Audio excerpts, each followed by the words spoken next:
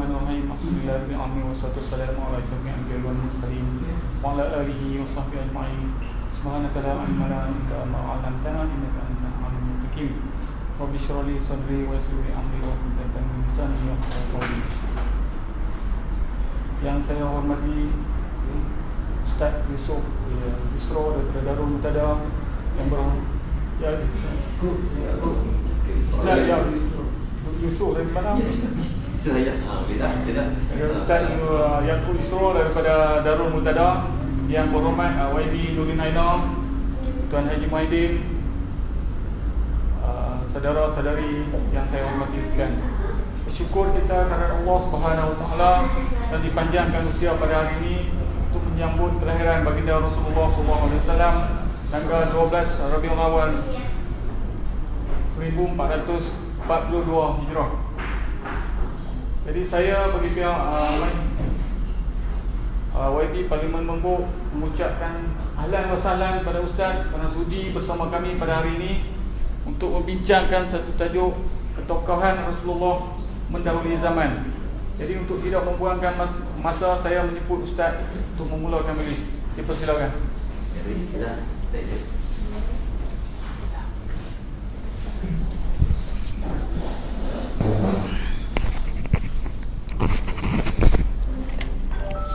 Bismillah. Bismillahirrahmanirrahim. Assalamualaikum warahmatullahi ta'ala wabarakatuh. Innal hamdalillah nahmaduhu wa nasta'inuhu wa nastaghfiruh wa na'udzu billahi min shururi anfusina min sayyiati a'malina may yahdihillahu fala mudilla lahu wa may yudlil fala hadiya lahu. Asyhadu an la ilaha illallah wa asyhadu anna sayyidana Muhammadan 'abduhu wa rasuluh. Allahumma iftah 'alaina hikmataka wa anshur 'alaina min khazaini rahmatika ya arhamar rahimin. Rabbana zidna 'ilman nafi'a warzuqna fahma. Allahumma yassir wa la tu'assir rabbi tamim bi khair. Amin amin ya rabbal alamin. Qala Allah ta'ala fil kitabil aziz, a'udzu billahi minasy syaithanir rajim. Alladzi khalaqal mauta wal hayata liyabluwakum ayyukum ahsanu 'amala wa huwal azizul ghafur. Shadaqallahul azim. Yang saya hormati sahabat pengurusi majlis, yang saya hormati kekanda atau kakak saya lah, YB Nurdin, yang saya hormati Cikgu Hugo, insya-Allah tabarakallah kekal handsome walaupun kan tengok pada umur tu kalau abang 40 pun percaya tu. Dan semua tuan-tuan muslimin muslimat rahmati Allah Subhanahu Wa Taala, yang tak lupa juga sahabat-sahabat kita yang menonton secara online. Akhir zaman ni, ketika mana teknologi tu dimanfaatkan, maka dia akan jadi barang manfaat. Al-Imam Syafi'i menyebut, memberikan tamsilan pada teknologi ini, dikatakan seperti pisau. Pisau ni kalau kita guna untuk cucuk orang, pergi rojah orang, maka dapat dosa. Tapi pisau yang sama saat digunakan potong buah, potong daging, buat benda yang bermanfaat, maka pada nilai pisau yang sama boleh jadi sebagai manfaat. Sama dengan teknologi. Teknologi bukan untuk dihapus, tetapi perlu diurus. Pagi tadi pukul 4 pagi kami buat program 4am Club Challenge 3.0. Setakat pagi tadi rekod dah 60,000 orang yang dengar live pagi tadi. Nak boleh himpun 60,000 ni, stadium beraman tak lepas. Tapi dengan asbab teknologi boleh jadi manfaat. Caranya, siapa yang menjangkakan COVID-19? Tak ada siapa. Seluruh dunia Allah membunuh ego seluruh pemimpin di dunia. Donald Trump ke, siapa dia ke, tak kira, Arab Saudi ke, Allah tiba, Allah bagi kepada semua untuk merasai, untuk Allah membunuh ego dan membumikan diri manusia. Nabak kata tak ada teknologi yang boleh lawan, tak ada perubatan yang canggih-canggih. Donald Trump sendiri pun hari itu positif. Anak sembang apa? Itu tak ada. Anak dia tidak mengira bangsa, tidak mengenal agama, tidak mengenal jantina, tidak mengenal pangkat kaya atau miskin. Tapi dengan asbab teknologi, Allah mengizinkan pagi ni walaupun kita terpaksa buat secara internal, tapi kita dapat manfaatkan juga. Berkat dengan hari kelahiran baginda Nabi SAW, bersama-sama kita bercakap dan bercerita tentang kemuliaan akhlak baginda Nabi SAW ini. Ada orang kata, dia kata daripada kemarin 2-3 hari ini orang duk berbahas, orang duk berbalah dan bergaduh tentang capal, tentang logo, tentang benda-benda yang pada saya tidak perlulah untuk diwujudkan perdebatan, sebab pasti dan pasti akan ada pihak yang kecundang dan ada pihak yang akan nak memenangkan hujah dia. Padahal saya simpul lah, kalau nak pakai capan, nak buah logo atas kepala, nak buah atas cap, nak buah atas mana pun silakan, sebab tidak ada pengharaman. Tak ada dalil yang meletakkan haram menggunakan cap, tak ada. Dan siapa yang mungkin tak mahu pun tidak wajib untuk dipaksa. Maksudnya dia tak mahu, dia kata oh, benda tu bid'ah, benda tu ni, okey, tak ada masalah, berlapang dada sepatutnya. Tapi duka cita lah kita saat Allah bagi ujian-ujian macam ni, duk berbalah benda-benda macam ni sampai peringkat meletakkan, menghukum, mengatakan haram masuk neraka disebabkan benda tu. Kita bimbang perbahasan neraka tadi bukan pada isu capal ataupun logo tadi. Perbahasannya neraka itu lebih dekat saat kita memutuskan silaturahim, apatah lagi saat hari kelahiran Nabi SAW ini. Sampai tak ada langsung titik bersamaan ni nampak macam berat sangat lah. Maka mudah-mudahan dengan perbincangan berkaitan akhlak dan Nabi SAW yang mendahului zaman ini, Allah memberikan kebaikan dan keberkatan kepada kita semua, insya-Allah, mudah-mudahan. Dan ahlan wa sahlan juga kepada sahabat non-muslim kita yang turut bersama dengan kita, masya-Allah. Mudah-mudahan Allah memberikan kebaikan. Bila orang tanya kenapa nak bercakap dengan Nabi, dah 1400 tahun dah. Dah 1400 tahun dah nak cakap lagi. Kalau tadi kata 1442, kena tambah pula dengan 53 tahun. Kena tambah dengan 53 tahun baru dapat betul tarikh hari lahir Nabi. So 42 campur dengan 53 kan dapat 15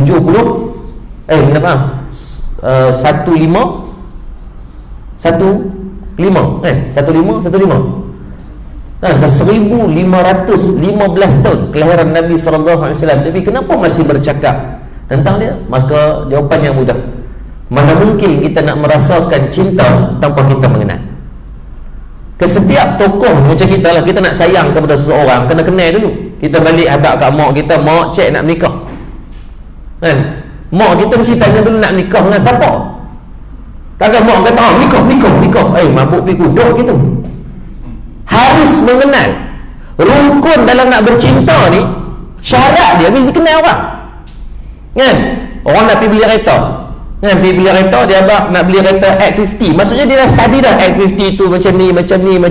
Jarang dia pergi saya nak beli kereta apa pun tak apa, kira nak balik terus. Contoh orang tak buat panggil huduh macam ni. Hatta kita dalam urusan kehidupan kita pun sama.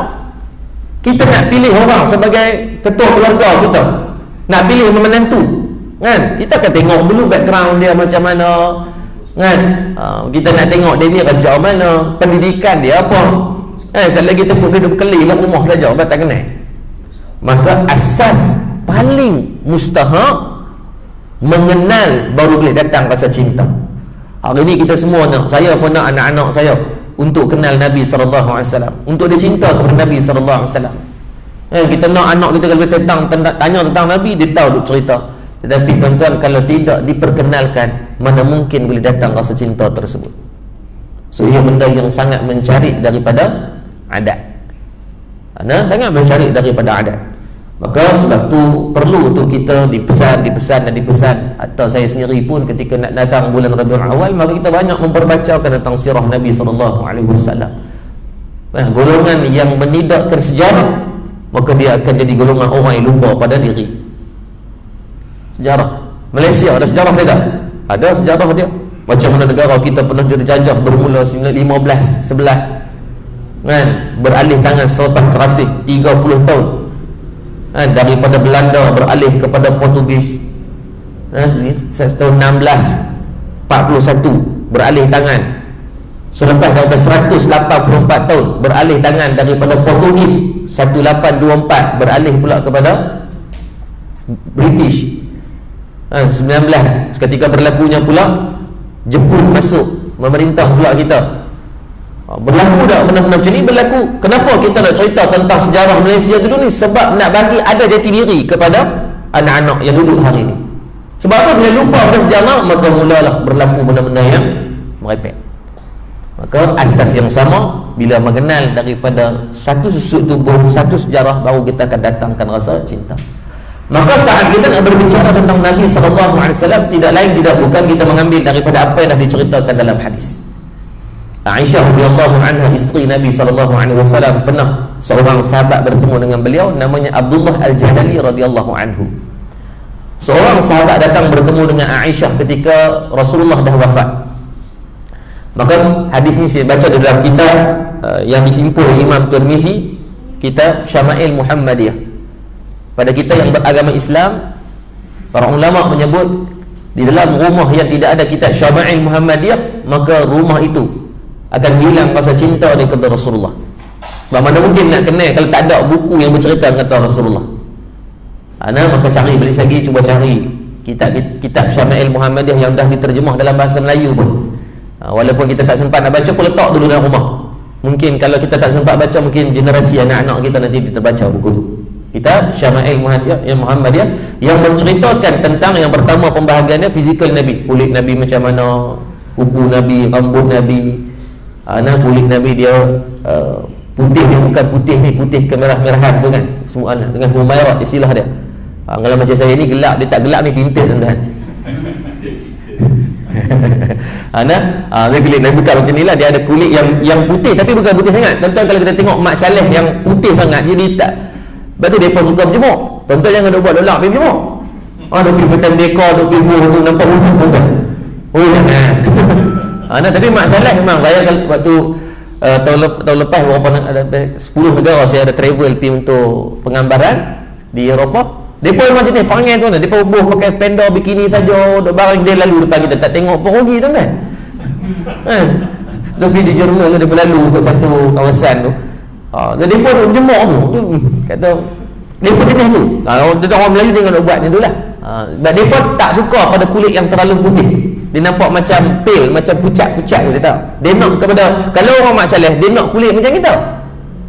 Hak kita ni pula gatal nak kulit putih sangat, tu yang duk berebut makan produk putih kita kan. Lumuk bedak dah lah. Buah 3-4 tingkat tu putih kan.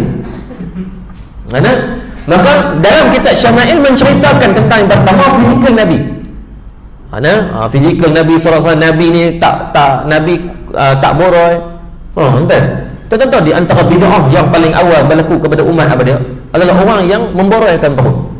Alhamdulillah saya tengok tu, sebab saya sebut sebab tak dalam ni tak ada orang boroi. Betul tuan-tuan, menjadi satu fitnah kepada agama. Duk sembang bab sunnah, tengok kamu menidakkan salah satu sunnah yang Nabi jaga sampai Nabi wafat.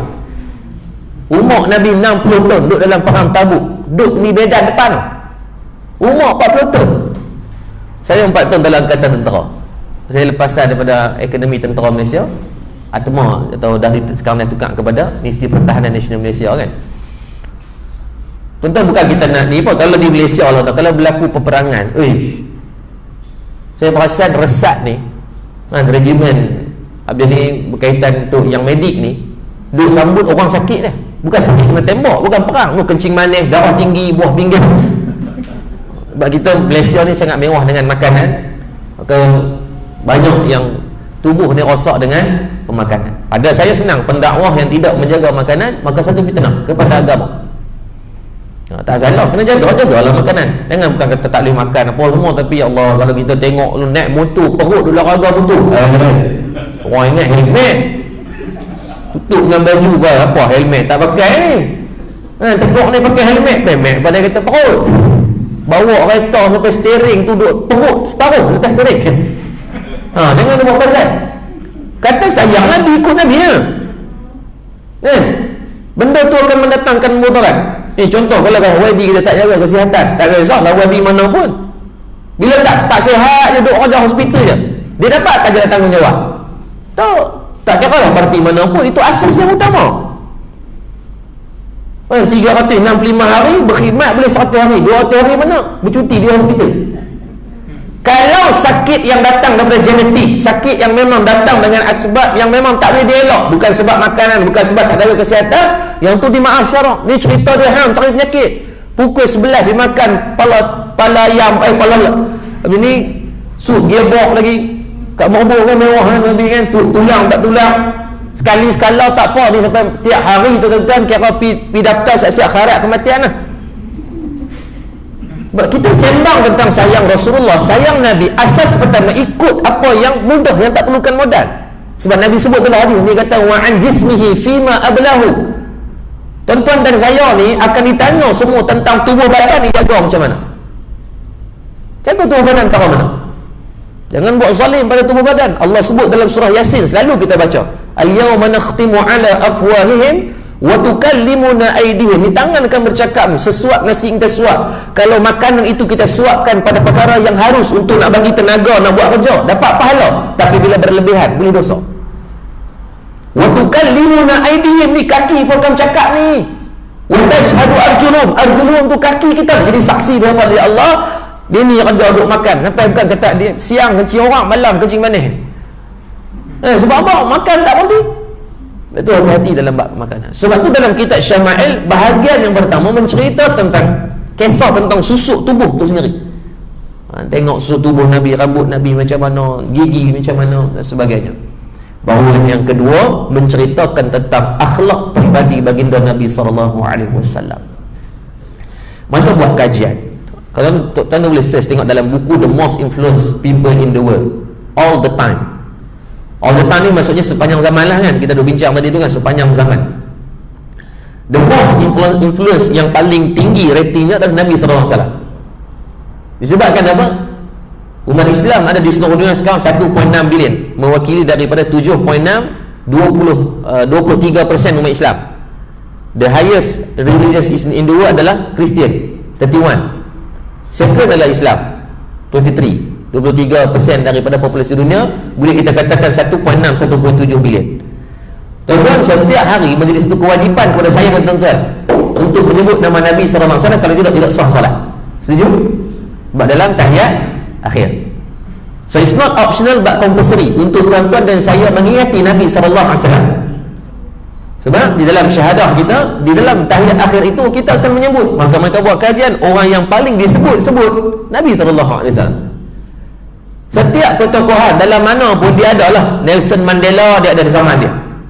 Tetapi setelah dia meninggal dah lama, dia tak memegang jawatan sebagai presiden lagi, maka dia semakin hilang sedikit demi sedikit. Masih ada yang sebut, masih ada yang menceritakan, tetapi tidaklah menjadi kewajipan pada setiap hari. Kalau kita tengok pemimpin siapa lagi, kalau kita tengok Mahatma Gandhi, ketika zaman dia bawa kepada jadi gerakan yang mengubah banyak daripada India punya polisi. Maka ketika dia naik itu, dan ketika dia dah mula turun sekejap, masih sebagai peak, waktu yang peak dia. Orang sebut tak? Sebut. Kalau sekarang ni, siapa manusia yang paling disebut-sebut di dunia? Yang pertama tadi kita tahu dah ranking Nabi SAW. Yang kedua sekarang ni Khabib Nurmagomedov. Sebut nama dia tergelak. 2 hari yang lepas Google keluarkan carian berkaitan the highest rating yang di search di Google adalah tentang Khabib. Khabib orang selengkap. Zaman sekolah dia, mak dia dulu beranak dari dekat mana, dia daripada mereka selidik habis untuk mereka ambil sebagai inspirasi. Ambil sebagai inspirasi. Lepas tu dia, orang kata the best time to retire is when you are the top. Dia tengah 29 kali menang, lepas tu dia pencet. Orang macam tak puas hati. Bukan pada dia tunggu pada zaman kejatuhan, tidak. Ni kata Khabib ni, subhanallah, dia tak langsung menjadi ikon kepada orang Islam. Ramai orang bukan Islam sekarang dah mula mencari tentang dia. Sama dengan Muhammad Salah ketika duduk di Liverpool kan. Tahu tak asbab daripada Salah duduk di Liverpool, ramai daripada penyokong Liverpool yang convert kepada Islam. Islamic phobia yang dibina dan sebagainya membuatkan orang study. Sama dengan Rasulullah, dengan akhlak menarik orang. Dengan akhlak menarik orang, untuk orang study dan membuatkan mereka ini, mungkin kadang ada yang jatuh hati, ada yang membenci, tidak dinafikan, tapi ada yang jatuh. Yang pasti tidak ada agama yang mengajarkan untuk kita ajar benci membenci. Tidak ada agama. Tuan-tuan bukalah di dalam kitab Bible, ajaran yang menceritakan tentang dalam bab Kristian sekalipun tetap membawa kepada mesej kesejahteraan, harmoni. Tuan-tuan bukalah dalam kitab Buddha sekalipun, menceritakan tentang apa yang mereka bawa adalah tentang ketenangan. Tuan-tuan buka dalam agama Hindu, asas kepada pembinaan atau kepercayaan mereka adalah pada keharmonian. Tetapi siapa yang merosakkannya? Sebahagian pengikut-pengikut yang bawa kepada perkara-perkara yang ekstremis. Setiap agama ada ekstremis. Hindu ada ekstremis dia, Islam ada ekstremis dia, ISIS dan sebagainya, yang bawa kepada akhlak Islam itu hilang dan runtuh disebabkan minoriti ini. Sebab tu hati-hati. Apa yang kita buat hari ni, apa yang kita bercakap, apa yang kita lakukan, apa yang kita pakai, sama ada ia menjadi cerminan yang baik kepada Islam atau cerminan yang buruk kepada Islam. Saya bagi contoh kalau kita pergi masjid. Tuan-tuan yang saya ni majoriti Islam, ada sahabat kita bukan Islam, tak apa. Dan kalau kita pergi masjid, tuan-tuan masuk beli air, tengok-tengok beli air tu kotor, maka image itu akan kotor kepada seluruh umat Islam ataupun kepada tok siap? Image Islam. Saya pernah pergi satu masjid di Al-Sabah, saya nak pergi khutbah. Saya sampai di masjid tersebut pukul 12.30, khutbah pukul 1.10. So awal sikit, lepas tu sampai tu sakit perut. Saya abang kat bantu saya kata saya nak pergi tandas biar orang kan lagi makruh khutbah dalam keadaan sakit perut. Saya kata tak apa, dah ni ada setengah jam ni. Saya masuk lalu kok belayak pertama kan, dia tulis tandas tu rosak, dia tulis siap depan, tak boleh masuk lah. So ada pintu, dia ada 3 pintu. Pintu yang kedua ni tuan-tuan, apa masalah dia tau, tandas dia kotor sangat dengan tak flash, tengok Allah tergeli tuan-tuan. Najis kita tak jadi nak keluar, orang tengok dia jadi image. Kita tengok Allahu Akbar, jam tuan-tuan. Lepas tu tinggal yang pilihan yang terakhir saja. Dia ada 3 pintu. Pilihan terakhir saya masuk nampak clear sikit. Tapi masuk siap dah tuan-tuan, nak tengok pintu tak boleh tutup. Pintu dia tu tercabut. So dia pintu jenis MacGyver ni. Pintu jenis kena pasang. Nak masuk buka tolak, nak tutup angkat pula. Oi tuan-tuan. Tuan-tuan boleh bayang betapa seksa berak dalam keadaan tu. Dan itulah kali pertama dan terakhir saya pergi masjid tu. Padahal benda tu simple je, pintu tercabut. Semua anak kharah itu bertanggungjawab. Bukannya kira Tok Siak ni bukan bayar gaji grade 41. Kau bayar gaji 4,500 boleh tahan. Kau nak tahu kesalahan, masalah dia tu dapat setiap tahun kain plekat cak gaji duduk ya. Tetapi tanggungjawab itu jatuh kepada seluruh anak kharah. Itu image. Saya tak membayangkan macam mana kalau orang bukan Islam yang singgah tengok macam tu, huduh image orang Islam. Dia kata tak ni main 5 waktu sehari pun huduh juga. Tengok apa sebut tuan. Kalau kita pergi kadang-kadang, saya pergi berdakwah di Sabah kan, gereja ni pun cantik dah, walaupun dia pergi hari Ahad saja, dia weekly je. Tapi dia masuk tu, ya Allah Rabbi, mana menjadikan kena tu nama image kan, kita yang bawa. Kadang masuk beli ayak, tengok beli ayak masjid surau, tengok ya Allah selipar pada zaman Firaun tak pernah ubah. Selipar Jepun, saya pun tak tahu lah apa kefahaman dah selipar Jepun ni. Dia pergi kerat pula. Ni kepala otak mana macam ni?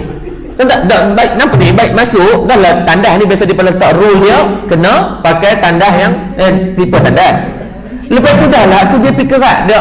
Orang kata ustaz dia orang tak pergi curi. Tuan-tuan, siapa yang nak pergi curi sangat? Yang ambil tu yang betul-betul memerlukan lah. Niat macam tu. Ini hang pergi kerat, lepas tu bila pakai tu kaki separuh tergerak. Dan ni betul lah ni. Yang nak kena ikut siapa tak ada lagi. Keluar dalam berita masjid tutup sebab miskin. What you give bukan you get back, you get more.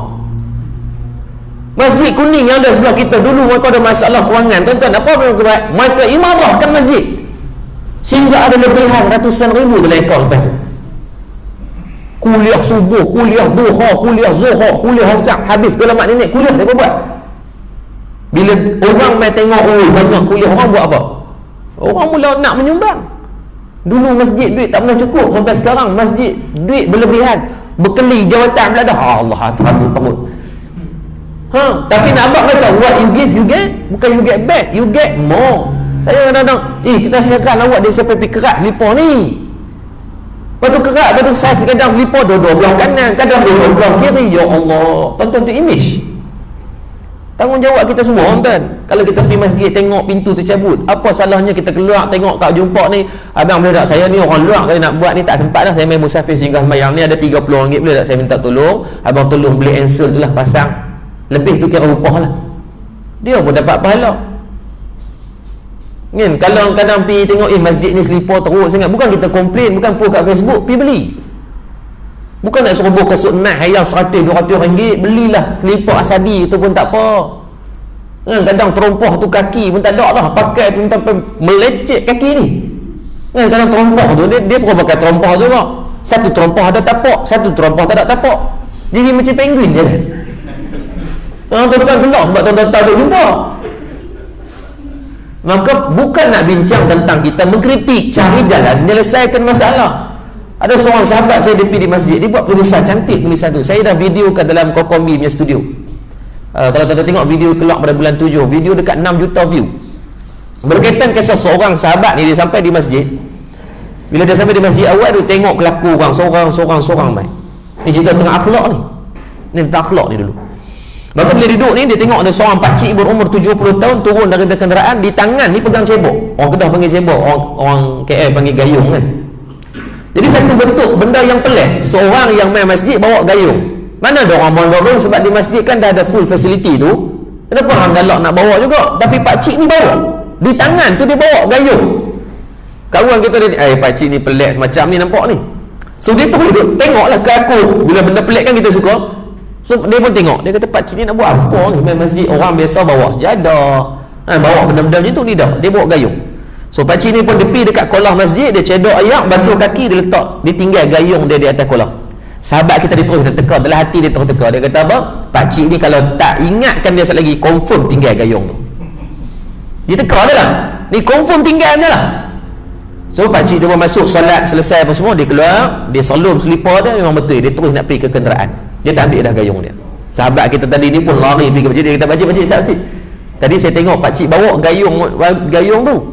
Pakcik terlupa aku. Tak apa pakcik, saya tolong pergi ambil. Pakcik tunggu Ustaz. Dia nak patah balik, pakcik tu pegang dia. Tak salah pergi ambil dah. Dia kata, siapa pakcik punya tu? Pakcik tu kata apa? Dia kata, no, setiap kali masjid surau yang dia singgah, dia akan wakafkan satu gayung, satu cebok. Tuan-tuan, saya nak tanya tadi, Sungai Petani harga cebok ni 1/4,000 kan? Kau harga dia buat macam special edition, macam dia ni tudungan keluar yang tudung bawal limited edition harga 50,000 kali pinaka ke apa kan? Ada dia buat keluar cebok limited edition, kok dia buat manik-manik Swarovski tu ke ada? Tak ada. Duk keluar cebok standard tu lah, RM3, RM2 kat kedai RM1.9, dekat kedai Eko RM2 kan? Tapi saya nak tanya tuan-tuan, ikhlas jawab pagi ni. Bukan nak tunjuk kata kita baik, nak tunjuk kita riak, tetapi nak ambil sebagai mudah-mudahan ada orang yang memikirkan dengan sekecil-kecil kebaikan. Berapa ramai daripada kalangan kita yang duduk ni secara live ni yang pernah wakafkan cebok di masjid-masjid surau? Tak ada. Bukan kata tuan-tuan, saya pun sama. Sebab apa? Sebab kita duk nampak dalam bab nak wakaf, dalam bab sedekah, dalam bab jariah, nak kena bagi yang besar-besar, kena bubuh aircon, biar orang semayang terangkat kain-kain. Kalau boleh nak bubuh kapet, hak yang tu 6 inci, semayang tu sampai hilang bungkuk tu. Kita duk nampak dalam bab sedekah, dalam bab jariah, nak bagi yang besar-besar ni. Kita duk nampak dalam nak bagi ni, kalau buat jalan, turap jalan saja, kita nampak nak buat rumah ke orang, kita terlupa kadang-kadang yang kecil itu manfaatnya jauh lebih besar. Nilai cebok harga RM2, tapi kita tengok cebok duduk di masjid berapa ton kadang-kadang baru orang buang.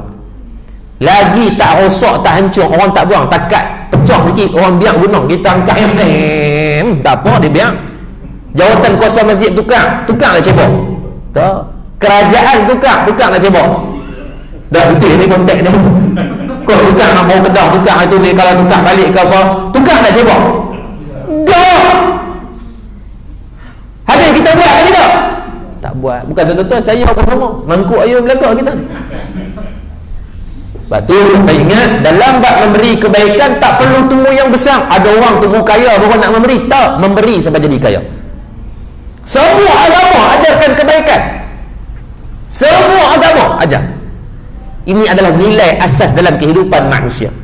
Sebab tu para ulama membincangkan apa makna fitrah. Makna fitrah orang yang memberi kebaikan. Semua.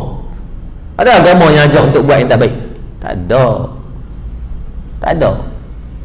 Sebab tu baginda Nabi sallallahu alaihi wasallam ketika Nabi bawa Islam ke kota Mekah, Nabi tidak memaksa untuk orang masuk Islam. Baru salah kita paksa orang masuk Islam. Tetapi bawa syiar untuk dia faham tentang Islam, pilihan dia. Pilihan dia. Bersahabat tetap kena jaga, silaturahim kena jaga. Dan jangan disebabkan untuk kita nak bawa apa yang kita nak membuatkan putus silaturahim ni, hati-hati. Jangan sampai peringkat macam tu. Sebab tu kalau kita tengok daripada keluarga Nabi, maksudnya pak menakan Nabi ni, pak menakan, orang Kedah panggil pak menakan, pak saudara Nabi ni, daripada 10 orang cuma 2-3 orang je masuk Islam. Menunjukkan apa? Hak taufik hidayah bukan hak kita, menyampai hak kita. Wajib nyampaikan. Orang nak terima, orang tak ni, tapi kita dengan dia kena jaga dah. Kena jaga. Kan disebut bagaimana Abu Talib sampai saat dia wafat pun masih lagi tidak terima Islam. Tapi adakah salah Nabi biadabkan dengan dia? Tak. Nabi putus rahim dengan dia tak? Tidak. Itu asas yang paling pertama kena jaga. Sebab tu bila Aisyah didatangi oleh seorang sahabat Abdullah Al-Jalali, Aisyah kata apa kepada Abdullah Al-Jalali? Dia kata baginda Nabi SAW, ini satu teladan yang kita kena ambil. Bagaimana Nabi itu mendepani zaman, bukan takat sepanjang zaman orang kenal Nabi, mendepani dah. Nabi dah cerita dah benda yang berlaku dan benda yang bakal berlaku. Yang pertama, Aisyah kata baginda Nabi SAW ini lam yakun fahishan wala mutafahishan wala sakhaban fi aswah. Baginda Nabi SAW sekali-kali tidak Nabi tidak ada panggil huduh, panggil keji. Orang Kedah panggil panggil huduh kan? Nabi tak ada panggil pelik ni. Hal satu benda, tuan-tuan, saya yakin dalam kita, kehidupan kita, yang pertama kita ada orang suka kita dan ada orang yang tak suka kita. Tuan-tuan buat baik pun ada orang suka, tak suka tak? Ada. Tuan-tuan buat jahat, lagi ramai orang tak suka. Tetapi ada tak orang suka ketika buat jahat? Ada juga. Betul. Lepas tu kita tengok setiap fahaman yang pelik-pelik pun ada tak pengikut dia?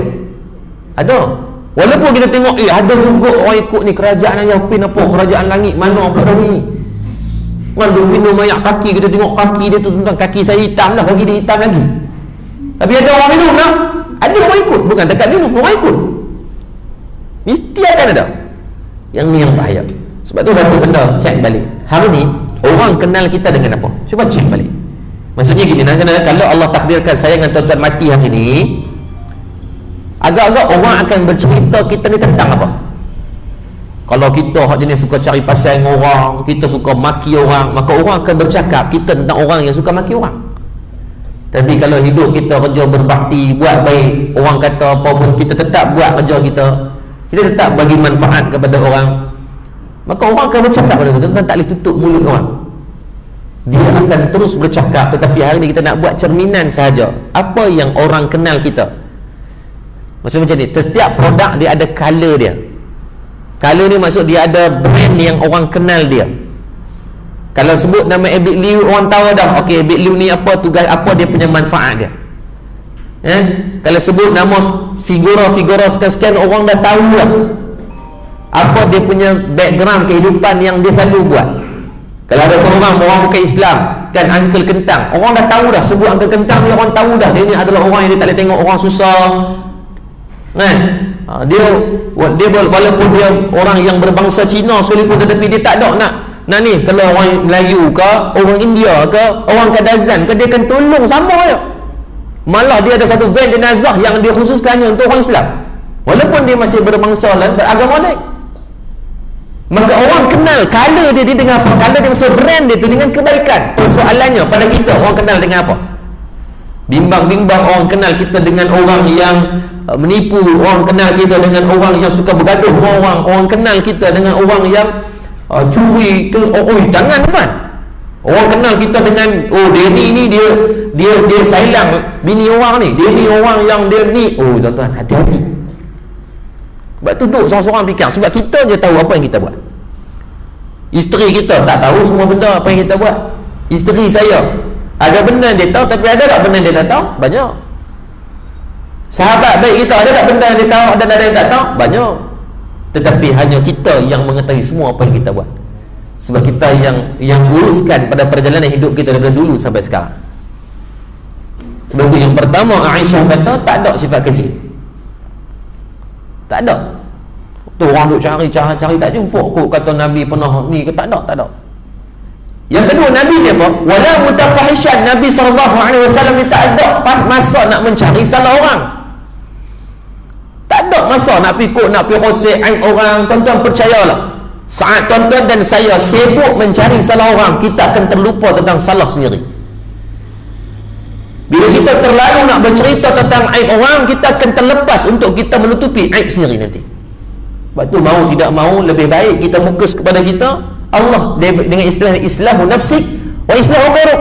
Kita memperbaiki kita, Allah memperbaiki keliling kita. Ada orang yang dia kata, Ustaz, anak saya ni nakal Ustaz, tak mau semayang, tak mau ni, tak mau pakai tudung dan sebagainya. Kadang-kadang kenapa anak kita susah nak solat? Allah nak cerminkan, mungkin dulu zaman muda kita juga susah solat. Mungkin ada solat yang kita belum selesai dengan Allah, kita kena wajib qada balik solat tu. Mungkin kita tak buat lagi. Oh ni anak payah nak dengar cakap. Kita cakap ni buat tak tahu, kadang-kadang cek balik. Mungkin zaman muda kita banyak kita buat tak tahu kepada mak dan ayah. Bila anak nakal hari ni, benda pertama yang kita kena buat, minta maaf ke mak ayah kita kalau masih hidup. Kalau mak ayah meninggal dunia, banyak doa kat dia. Sedekah niat atas nama dia. Buat apa-apa kebaikan niat, ya Allah aku baca Quran, ya Allah kalau sampaikan kepada mak ayah aku juga. Tu kalau dah meninggal dunia. Kalau masih hidup, minta maaf kat dia. Kadang-kadang kita tengok anak kita, ya awak lah kan, maha elok semua turun kita, hak tak elok semua turun pak dia. Kalau kita isteri, pak dia lah. Kalau kita suami, mak dia, ni panggil mak dia Ustaz. Oh bagus. Kalau elok kelih kat dia, ni turun saya lah Ustaz. Adik tu tak payah duduk pergi ukok, Ustaz tahu dah saya. Pandai kita. Tapi kalau kita tengok dari segi akhlak anak, mungkin nampak macam something wrong somewhere. First come first, basic rule kita dulu cermin. Oh mungkin dulu aku macam ni kot, aku cakap dengan mak ayah aku, maka Allah bagi balik. Sebab tu Nabi sebut dalam hadis, di antara dua benda Allah akan balas di dunia, yang pertama sedekah. Orang yang banyak memberi sedekah di dunia, Allah akan memberikan kekayaan dunia lagi, tak tunggu di akhirat pun, dunia akan dapat balasan. Dan sifir ini terpakai kepada semua makhluk. Tuan-tuan tanyalah kepada semua jutawan-jutawan bilioner dunia, semua mereka ada charity part yang sangat luar biasa. Kan Bill Gates, dia ada Melinda Foundation, bini dia punya. Tuan-tuan tahu total sumbangan Melinda Foundation mencecah 4.6 bilion USD. Tu Bill Gates tu, one of the richest man in the planet ni kan. 4.6 bilion tuan-tuan. 4.6 bilion ni bukan satu angka yang kecil. Kalau kita kali dengan plus kali dengan 4 ni, tuan-tuan, triple by 4 ni dah hampir 15 ke 14 juta. Bilion, tak apa, bilion. Ui, nilai banyak tu. Kan? Sama Mark Zuckerberg, dia memberi dulu. Facebook tu, asas pembinaan Facebook bagi percuma, tuan-tuan daftar free ni, free, semua free. Dia memberi dulu. Konsep dia memberi dulu.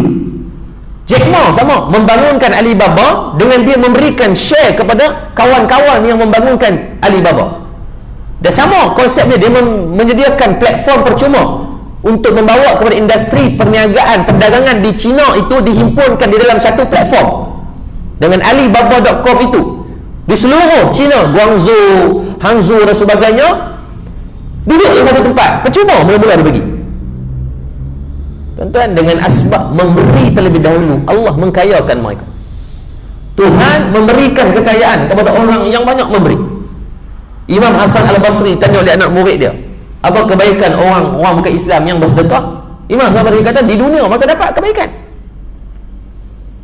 Mereka dapat. Sebab itu dah janji, Tuhan kita dah janji dah. Yang kita banyak memberi, maka sama juga. Yang kedua, Nabi kata apa? Segera Allah akan balas dunia adalah perbuatan dengan mak ayah. Hari ni kalau anak-anak kita nakal, satu yang pertama, cek dulu kita tu mungkin nakal dengan mak ayah kita pun sama hatunya. Allah cerminkan balik. Allah cerminkan balik. Kita akan lari pun. Kita duk pergi ayat tawak apa semua tu ikhtiar, tak ada masalah. Tapi tawak tu kalau anak kita kena tahnik dengan kurma, kita tahnik dengan buah durian. Cek balik kita tu dulu. Sebab kita mencerminkan tu.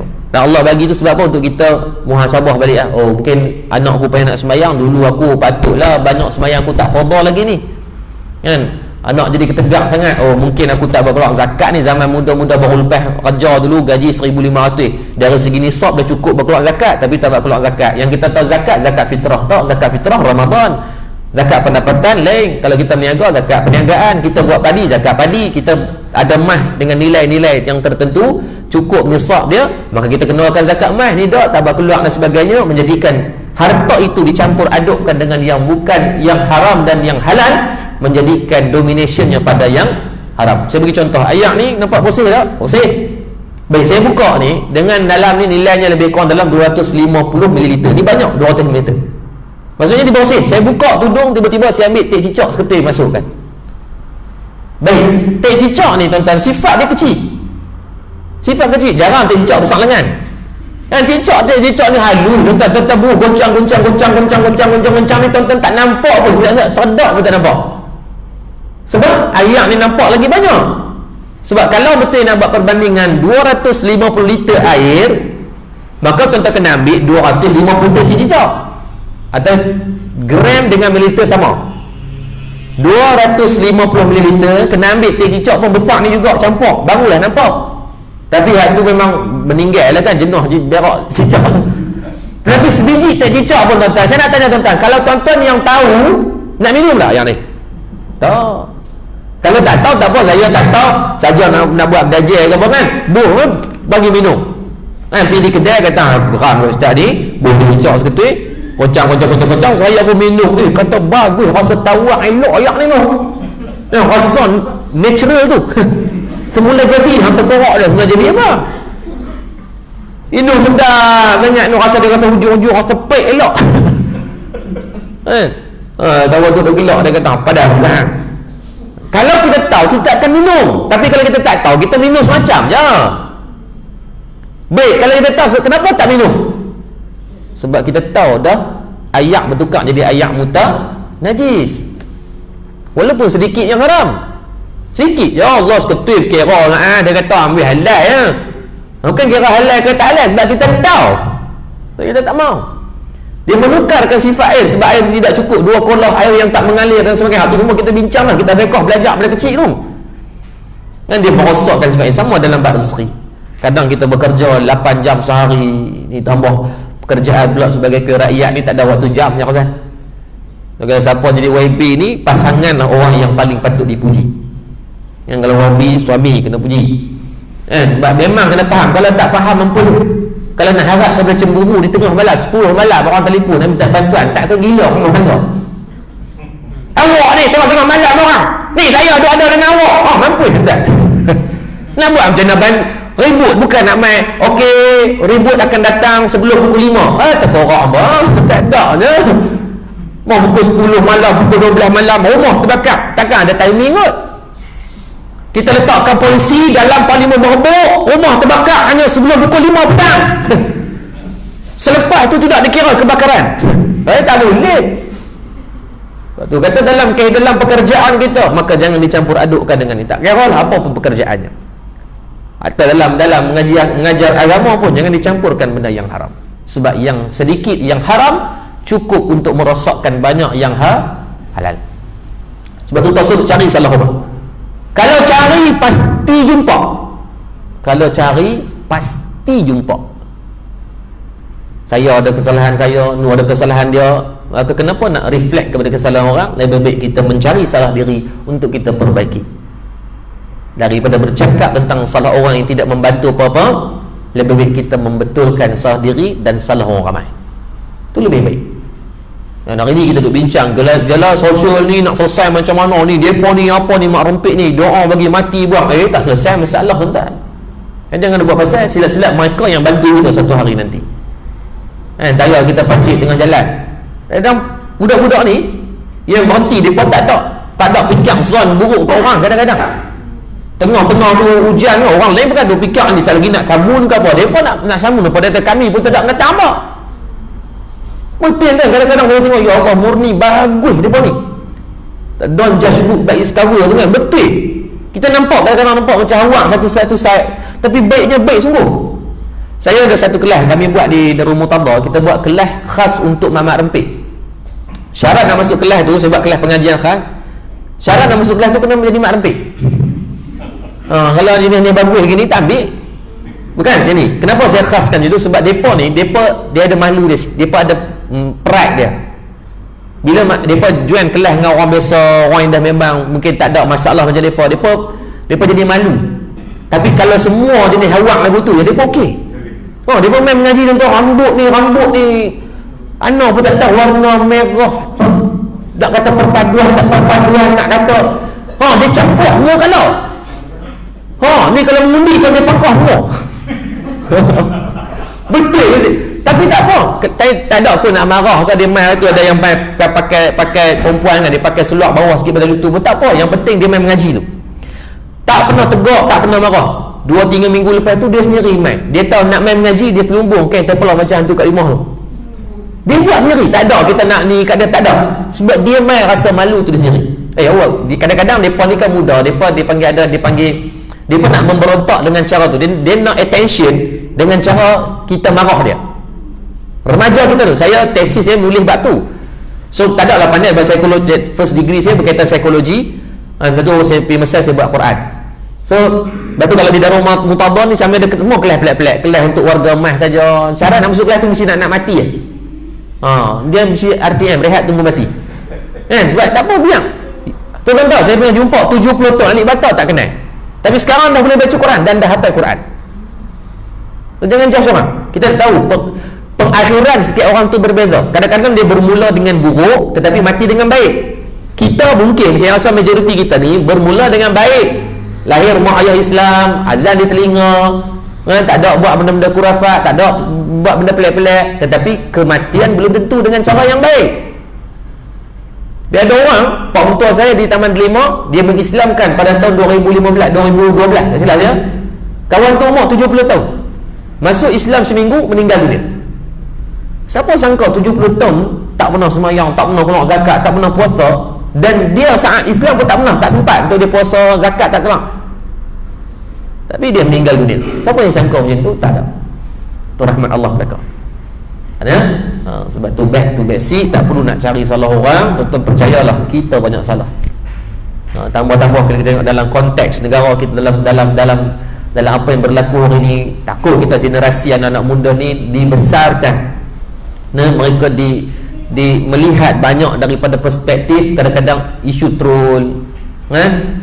Kata kat orang ni banyak berlaku. Contoh saya bagi, tuan-tuan percaya puasa tak? Contoh malam ni, kita tengok malam ni, saya pergi dalam grup-grup WhatsApp akan ada stiker-stiker yang orang edit. Dia buat gambar markah-markah cantik-cantik, lepas tu dia kata abang balik awal malam Jumaat, contoh. Dia ni nakal-nakal ni. Kan dia buat gambar markah cantik-cantik sikit, dia tak ambil uduh-uduh, dia ambil elok biasanya. Lepas tu dia buatlah caption yang menarik ni. Abang balik awal malam Jumaat, abang ni apa semua kan. Kita faham niatnya memang nak melawak lah. Kalau grup tu kalau tak buat benda-benda macam tu senyapnya kan. Maka dia niatnya mungkin melawak, tapi ingat matlamat tidak menghalalkan cara. Contoh ambil gambar ahli politik sekian-sekian, edit dan sebagainya, jangan buat benda macam tu. Orang lain nak buat, dia kata dia pun tu buat dulu tak sah. Pada saya sebenarnya atas parti pun letakkan syariat dulu. Benda tu jangan lanang. Tak apalah, dia pun nak edit lah. Dia pun di Padang Masya bangun semua kita lah. Kan? Dia tak ada bendera ni, warna ni, pergi belah mana. Tak ada. Yang menjadi panji perbezaan ketika tu adalah umat Nabi Muhammad atau tidak. Itu sahaja. Jadi disebut dalam hadis. Sesuatu tu buat, nak edit gambar kawan ni, pemimpin ni dan sebagainya, tak payah. Muflis kita di akhirat nanti. Kita kata ustaz kami nak melawak tau. Kalau nak melawak dia macam ni lah. Dia takkan haram kot edit gambar-gambar macam tu je. Persoalannya kawan tu redha ke tidak.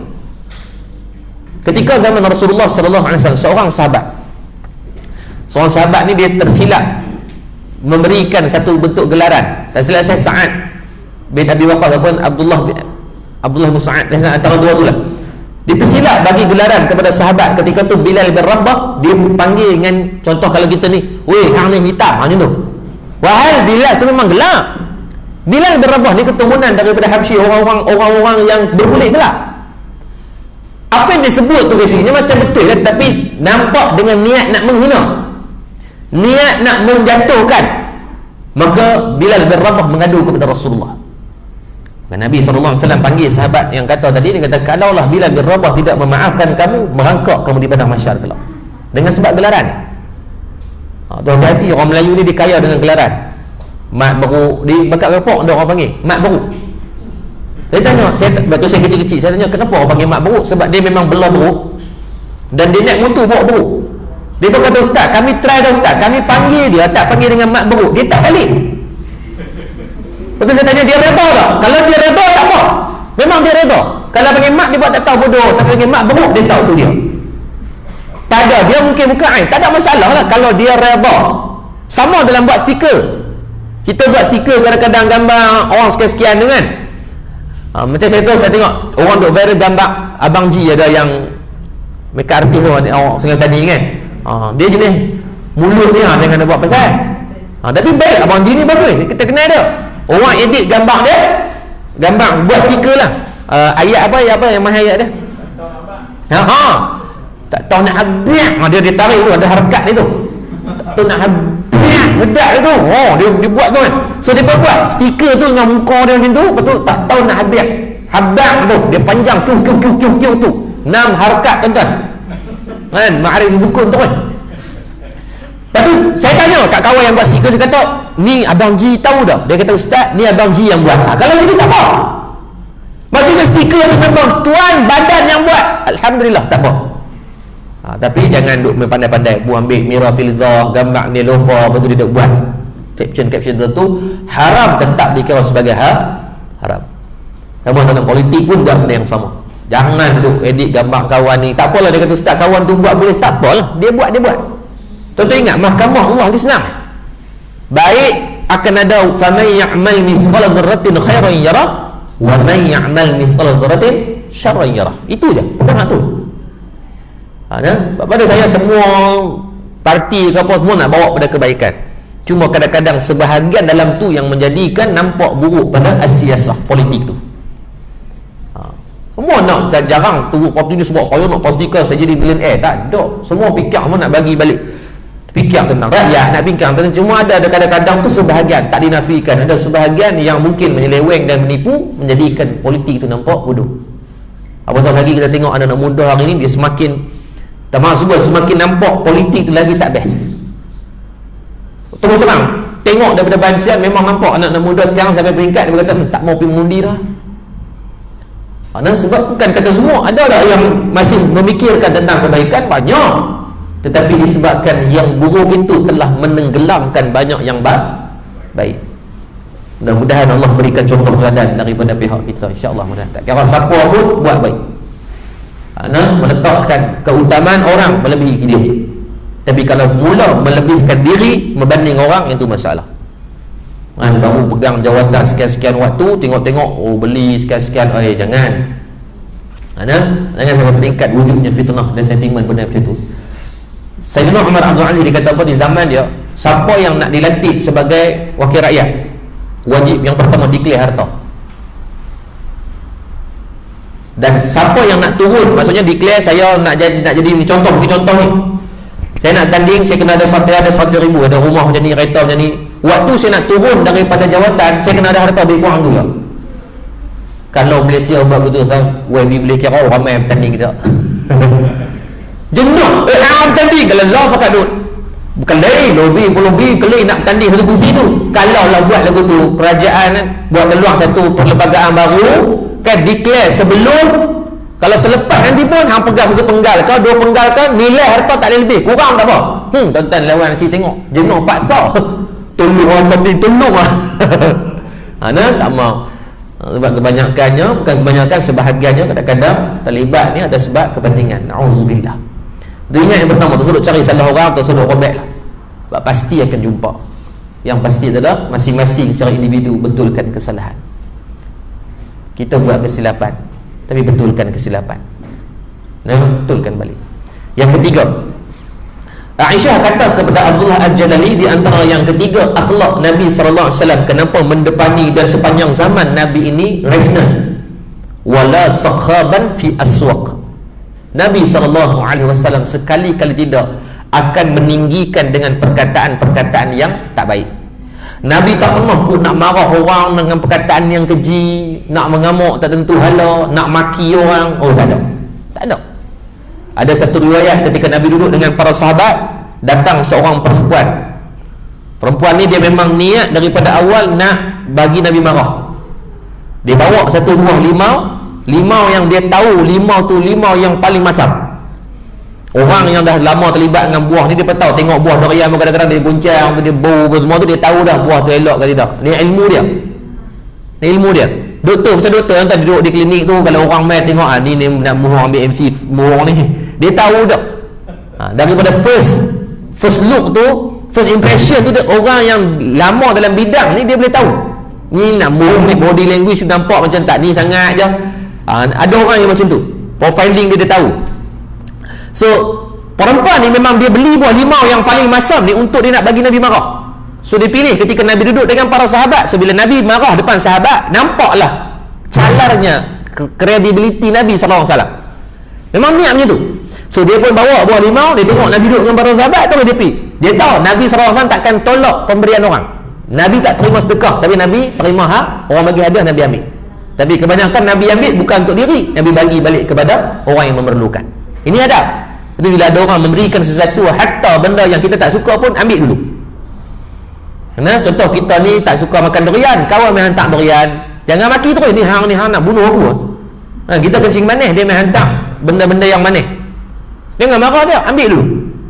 Sebab bila kita ambil dia hak kita, maka kita boleh memberikan pada siapa-siapa. Ini adab. Nabi tahu buah tu masam, Nabi kenal, Nabi tahu, Nabi bukan bodoh. Nabi mau ambil buah tu, adab, terima dulu. Cuma adab juga dalam bab bersedekah, jangan bagi benda yang kita tak suka. Hari ni budaya kita memberi benda yang dah tak habis. Contoh niaga tak habis, tu kita nak bagi. Bukan kata salah, tak salah, tapi tuan-tuan betulkan mindset, betulkan balik niat kita tadi. Kalau nak bagi-bagi yang elok, sampai kadang-kadang budak-budak di tafi tu jadi tempat longgokkan tu barang tak habis niaga.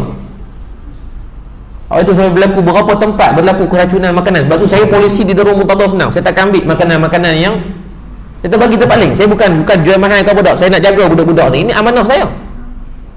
Sebab di Darul Muntadah yuran tak ada pelajar. Kita tak ambil yuran. Tiba-tiba nak bagi, nak perjudikan pula budak-budak ni dengan makanan-makanan yang dah. Kita tahu bila makanan tak habis ni, you masak tengah hari, you bagi dia tengah malam, itu adalah affected pada dia. Berlaku apa-apa, di bawah tanggungjawab kami. Tak apa, budak insya-Allah. Walaupun makannya tidak mewah, tapi insya-Allah jangan makan benda-benda yang sudah. Betulkan balik. Maka memberi ni, beri benda yang baik. Benda yang paling Nabi kata sebaik-baik sedekah adalah benda yang kamu beri sayang. Kalau kita goreng cucuk, tuan-tuan nak bagi ke orang yang paling elok ke yang paling tak elok? Kalau sebelum ni biasa kita ambil yang hangit-hangit sikit, kalih belakang, bagi nampak tak elok. Yang ni tu dia. Tak elok juga. Jangan ada buat dah perangai gitu.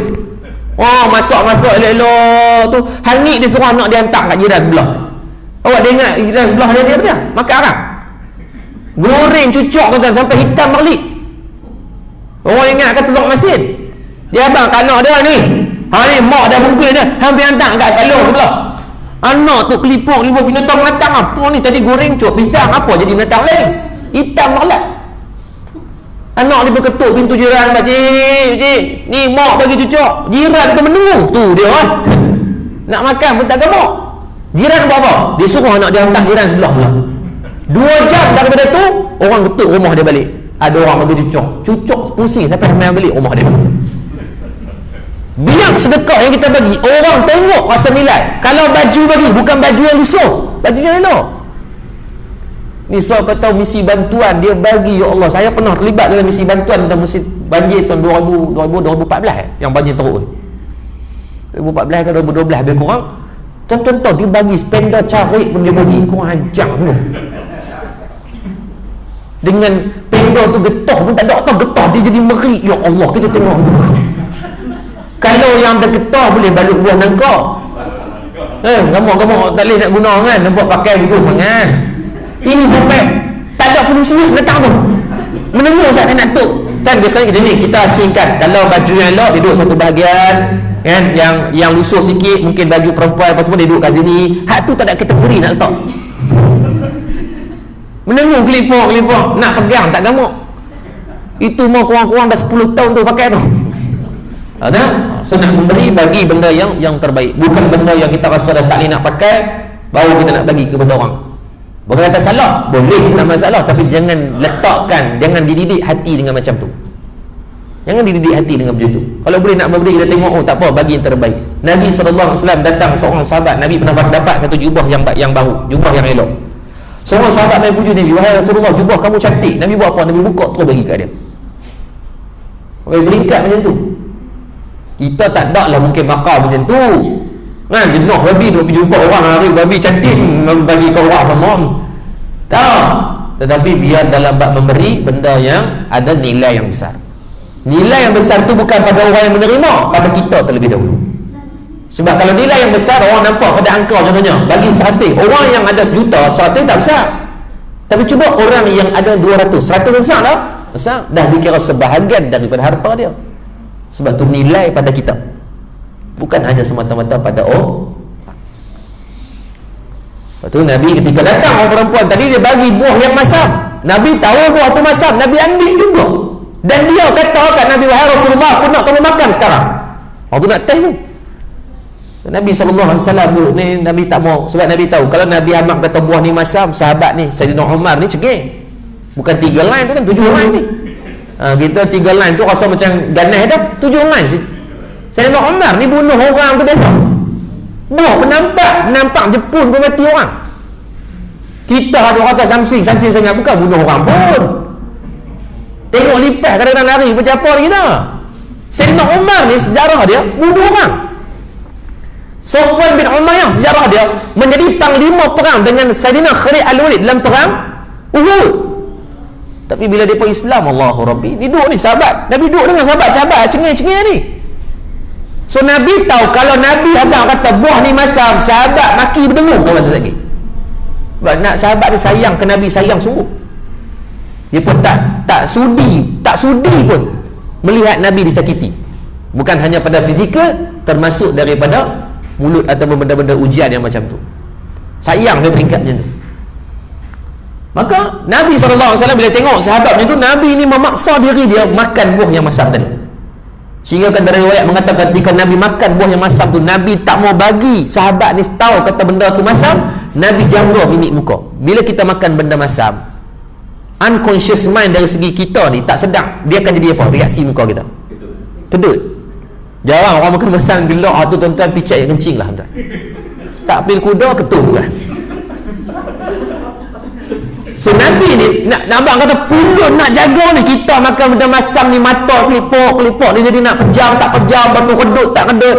Tapi Nabi SAW sebab nak jaga ni, nak jaga. Kalau sahabat tengok muka pelik, ni ada something wrong somewhere, Nabi masih lagi memberikan muka, dimik muka yang baik, sehingga kan sahabat tak tahu kata buah tu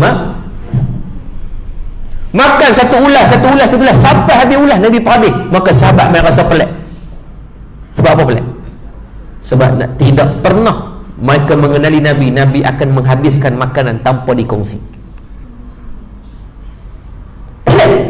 Pelik kata Muhammad bin Abdullah, Nabi Rasulullah ni pelik ni, tak pernah. Hatta disebut riwayat Nabi pernah ada sebiji kurma besar ni, mana ada kurma besar berian, tak ada. Ni kurma besar ni ya. Nabi ada sahabat, Nabi pecahkan kurma, bagi seorang sikit masa. Panggil uduh kecil yang dia simpan barang ni, time sekolah ya. Bagi tu simpan, orang dah tidur, masuk dalam baldi, kita makan seorang-seorang kan. Sekarang insya-Allah saya tak ada lah benda tu. Nabi tak pernah. So depa ni ni bukan kebiasaan Nabi ni. So depa tunggu, depa tahu, depa tunggu perempuan tu berlalu. Perempuan tu pelik, dia nak meteh Nabi, tiba-tiba Nabi tak marah dia, malah Nabi ucap terima kasih kepada dia. Ini perkataan yang baik ni. Lepas tu sahabat tanya, wahai Rasulullah, macam pelik ni, kenapa kamu tak berkongsi? Sebab mereka bukan nak sangat, tapi mereka tahu kebiasaan Nabi mesti kan kongsi. Apatah lagi buah yang dah ada ulas siap, kurma yang tak ada ulas pun Nabi pecah-pecahkan. Nah, ni buah limau yang dah ada ulas siap dah Allah jadikan kan. Ada dalam tu 7 ulas, 9 ulas, 11 ulas, apa semuanya. Patutnya bagilah. Ambil satu tak Nabi habis. Maka terus Nabi kata kepada sahabat, ketahuilah kehadiran perempuan tadi adalah untuk menguji sabarnya aku dan sabarnya kamu. Nabi kata, aku tak bimbang pada sabar aku bimbang pada sabar kamu ni. Nah, Nabi tahu Nabi boleh sabar, tapi Nabi takut sahabat-sahabat ni hilang sabar. Dan mereka kalau untuk diri mereka sabar, untuk Rasulullah mereka tak. Dia biasanya sebab dia protect, dia sangat protektif tu. terlebih protektif sehingga kan Nabi bimbang akan hilangnya sabar, menjadikan Islam nampak tak cantik. Terkejut para sahabat. Dan perempuan tadi selepas beberapa peristiwa daripada itu dia masuk Islam. Peristiwa yang selalu kita dengar kan dalam Sahih Bukhari, ceritakan Nabi selalu ada satu tempat yang Nabi selalu setiap hari. Ada seorang perempuan Yahudi yang dia sentiasa akan baling najis, baling sampah, baling benda-benda yang tak boleh ludah Nabi. Mulut ni, zikir mulut dia hanya maki Nabi SAW. Ahli sihir, orang jahat dan sebagainya, macam-macam. Mulut dia harah-hari, popek kata orang. Maka satu hari Nabi lalu dalam tempat yang sama, dia tak ada. Nabi patah balik. Nabi tanya kepada jirannya, mana perempuan yang selalu duduk tunggu tepi jalan ni? Dia, adakah yang kamu masukkan dengan si fulan habis si fulan? Nabi kata ya. Dia berkata dia sedang nazak sakit. Nabi pergi ziarah dia. Tentu kalau kita lah kawan tu musuh kita ni, kau Facebook hari-hari kata kat kita, kau WhatsApp hari-hari duk tembak mesej tiba kita, pergi ikut mana pun kedai makan mana dia pergi, memang dia kata kat kita pula. Tuan-tuan, dengar nazak sakit. Kalau kita kata pergi duduk depan rumah, hampir tu sembang kan, kalau kita puas dalam tu kira habis meter no. Duduk depan rumah tu pegang hello, pon semua mai dengar, ni maklum ni nak mempu dah. Kau ajak maklum ni 3 tahun ni duduk kata kat aku tak berhenti. Lawak mai kata mai. Kalau kita tu siapa no. Nabi pergi rumah, Nabi bagi salam dengan nada yang sangat baik. Perempuan tu kenal lah seorang tu, walaupun dia tak suka dia kenal kan, tapi dia masih tak percaya lah kawan tu main untuk nak ziarah dia. Pendekkan cerita, Nabi masuk memberikan salam, malah Nabi memberikan buah tangan pula kepada dia, sehingga kan tidak ada perkataan melainkan keluar pada mulut dia, asyhadu an la ilaha illallah wa asyhadu anna sayyidina Muhammad Rasulullah. Dia mengucap masuk Islam dengan perkataan yang baik. Betul, ingat perkataan kita hari dua ya tuan, sama ada lidah itu akan jadi asbab untuk berat timbangan amal atau humban dalam neraka. Itu je.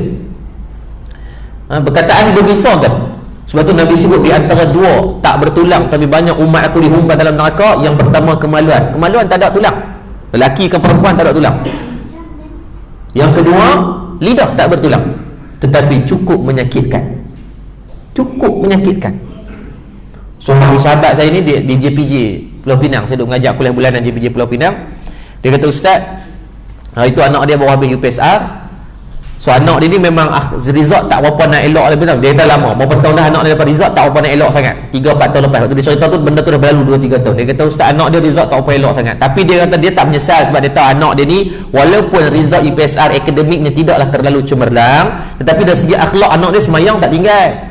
Lepas tu anak dia tolong orang ni, cikgu ni, sampai cikgu waktu anak dia nak habis darjah 6 dan 1, cikgu menangis sebab anak dia ni tahu walaupun ngajinya tak terlalu pandai tapi akhlaknya kerja cikgu dia tolong buat sampai sekolah dia pergi angkat buku cikgu nak masuk kelas dia pergi angkat beg cikgu main, walaupun dia tak ni tapi cikgu menangis, maksudnya budak ni bagus semua lah. Tapi dia kata, ustaz, satu benda, waktu tu tajuk saya berbicara tentang lidah, kitab penawar bagi hati. Jadi dia kata habis tu dia jumpa, dia kata, ustaz, bila sebut lidah memang betul, saya terkesan sampai hari ni. Dia kata sahabat kerja di JPJ tu juga waktu tu anak dia dapat result keluar hari ni lah. Contohnya hari ni daripada waktu tu dia 2-3 tahun lah. Bila kata waktu tu hari yang sama result keluar, kawan ni main. Dia main kat dia kata, weh, anak hang dapat result UPSR ada berapa? Orang kita kan suka duk banding-banding, tu tak salah banding, tapi jangan sampai peringkat kita datang perasaan riak disebabkan keputusan anak boleh berjalan, kita boleh riak orang kan, seronok cerita kan, anak kita boleh buat benda-benda rezeki, kadang-kadang riak tu datang kepada mak ayah pula, hati-hati. Maka dia kata kawan ni main, dia kata anak hang dapat berapa? Dia bercerita, dia kata anak aku ni tak apa elok sangat dapat, dia malu kan, dia kata malu nak abang yang result betul tu, anak aku tak apa okey sangat. Tak dia kata abang berapa kan, waktu tu 5C5A, dia kata anak aku dapat 5C2D.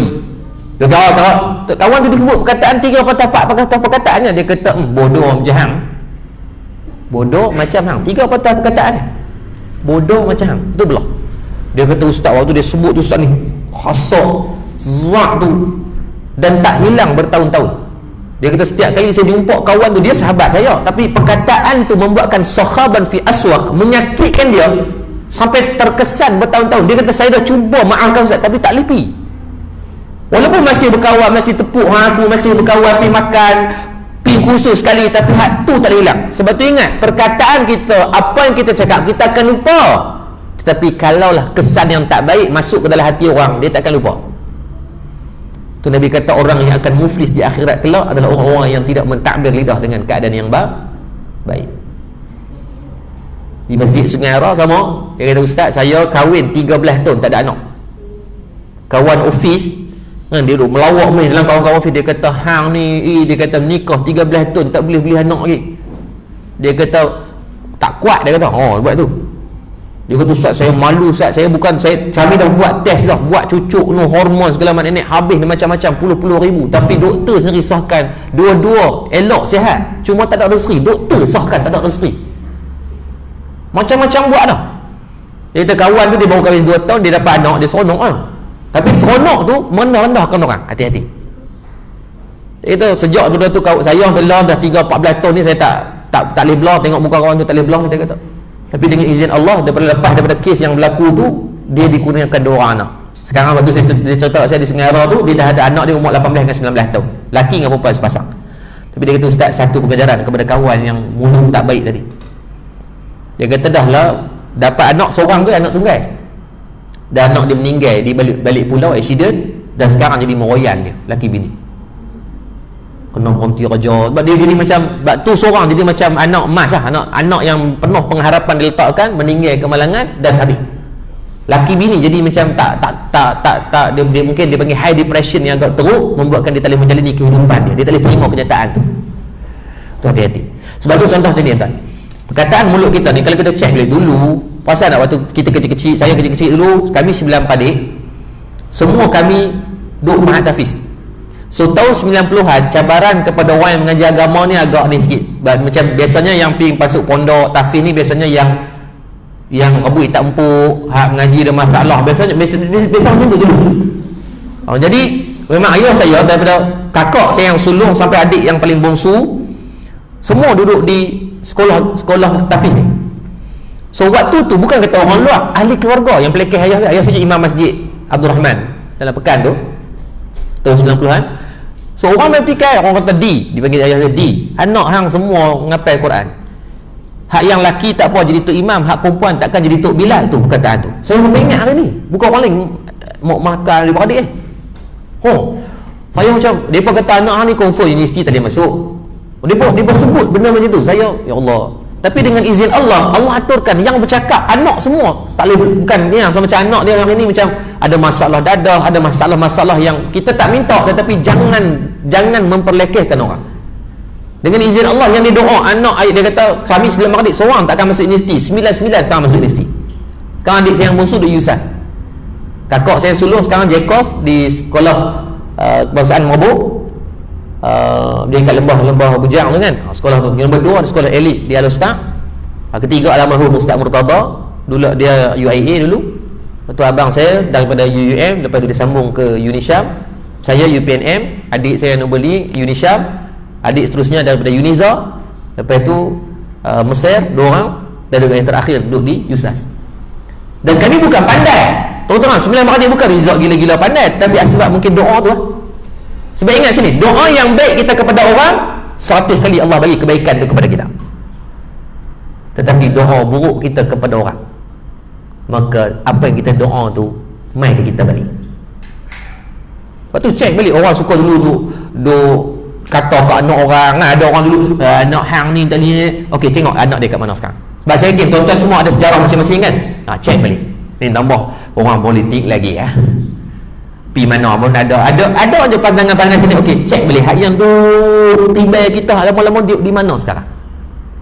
Atau hati-hati dengan lidah. Buruk ke baik yang kita tengok orang, takbir lidah bagi elok. Hari ni mungkin Allah bagi buruk kat dia, hak kita tak tahu bila. So jangan duk cakap. Kurangkan. Sebab bila kita bercakap ni, kalau yang benda kita tak tahu betul ke tak betul, mungkin jadi fitnah. Kalau betul mungkin kebetulan. Tu yang kita takut. Itu sakhaban fi aswaq, jangan sekali-kali daripada lidah kita ni mentakbir untuk menyakitkan orang lain. Sebab kita tahu mungkin dialah orang yang paling banyak doa kepada kita. Mungkin dialah orang yang menyelamatkan kita nanti. Mungkin dialah keturunan dia didik anak kita pula nanti. Mungkin dialah sekian-sekian tu, maka hati-hati. Tetapi ada je keadaan yang boleh untuk kita bercakap tentang buruk orang. Ada. Imam Nawawi tulis, ketika kita nak mengelakkan orang lain dizalimi oleh dia juga. Tetapi saat kita nak berbicara tentang aib orang ataupun kesalahan dia, adakah boleh kita mentakbir hati? Takut mula-mula memang kita nak cerita ke orang, kata dia ni jahat, jadi apa, jangan sekian-sekian dia apa semua ni. Takut lama-lama dia jadi tabiat. Niat mula-mula nak memahamkan orang, lama-lama jadi mengikut kita berikut hawa nafsu dah. Sebab apa? Nak mengaibkan dia, biar dia kena teruk. Hati-hati. Ini tepuk dada tentang imam masing-masing. Yang keempat, insya-Allah 10 minit. Yang keempat, kata Aisyah kepada Abdullah Al-Jadali, yang kata akhlak Nabi yang bersempadan sehingga kan sepanjang zaman relevannya. Kenapa? Wala, yang ni yang susah. Wala yujzi bi sayyi'atin sayyi'ah.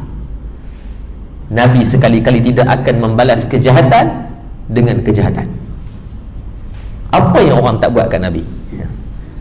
Tengah semayang, Nabi tengah semayang dalam Masjid Nabawi ketika tu, datang puak-puak musyrikin ni yang membenci Nabi SAW. Dia ambil, bawa kulit kambing yang ada darah ni, kan kambing sembelih apa semua tu, dia pelapar, so kulit tu masih ada berdarah dan sebagainya, masih masa kotor ni, bangkai lah, disebut dengan bangkai sebab orang mereka tak sembelih kan. Nabi tengah duduk sujud, dia ambil tu, dia kelumbung badan Nabi. Bayangkan tengah duduk sujud, orang ramai ambil bangkai buh badan kita, tutup badan kita. Fatimah radhiyallahu anha yang tengok menangis, dia tak sesat, menangislah bapak dia orang buat begitu kan. Biadakah Nabi balas? Tak, Nabi tak balas, biar. Sebab percayalah, orang yang membuat provokasi, kalau tuan-tuan balas, maka dia akan semakin membesar.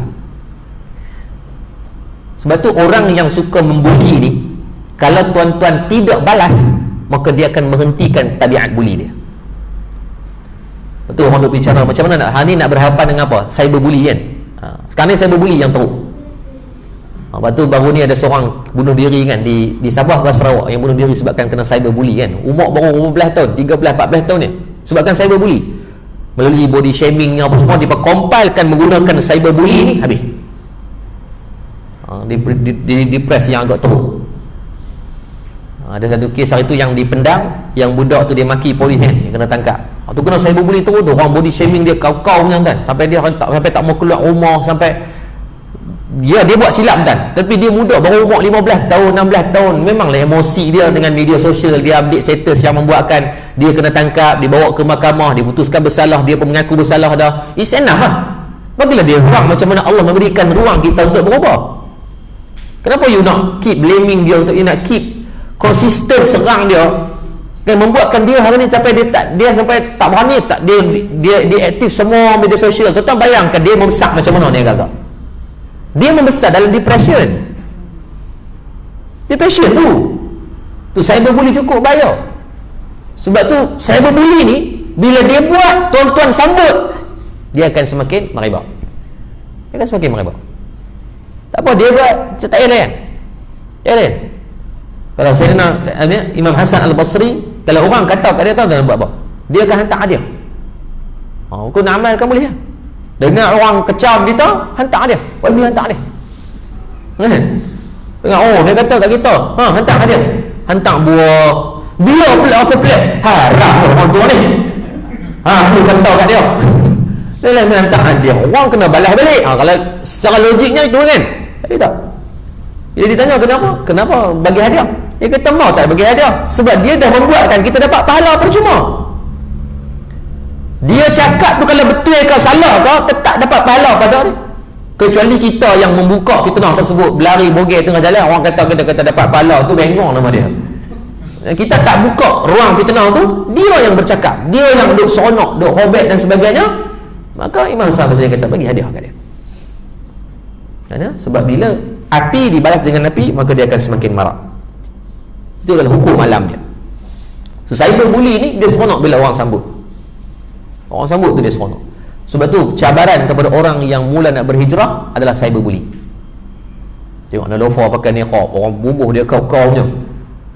Tu kalau orang yang tidak kental tu boleh berubah balik bila-bila masa. Dan biasanya berubah dia akan jadi lebih teruk.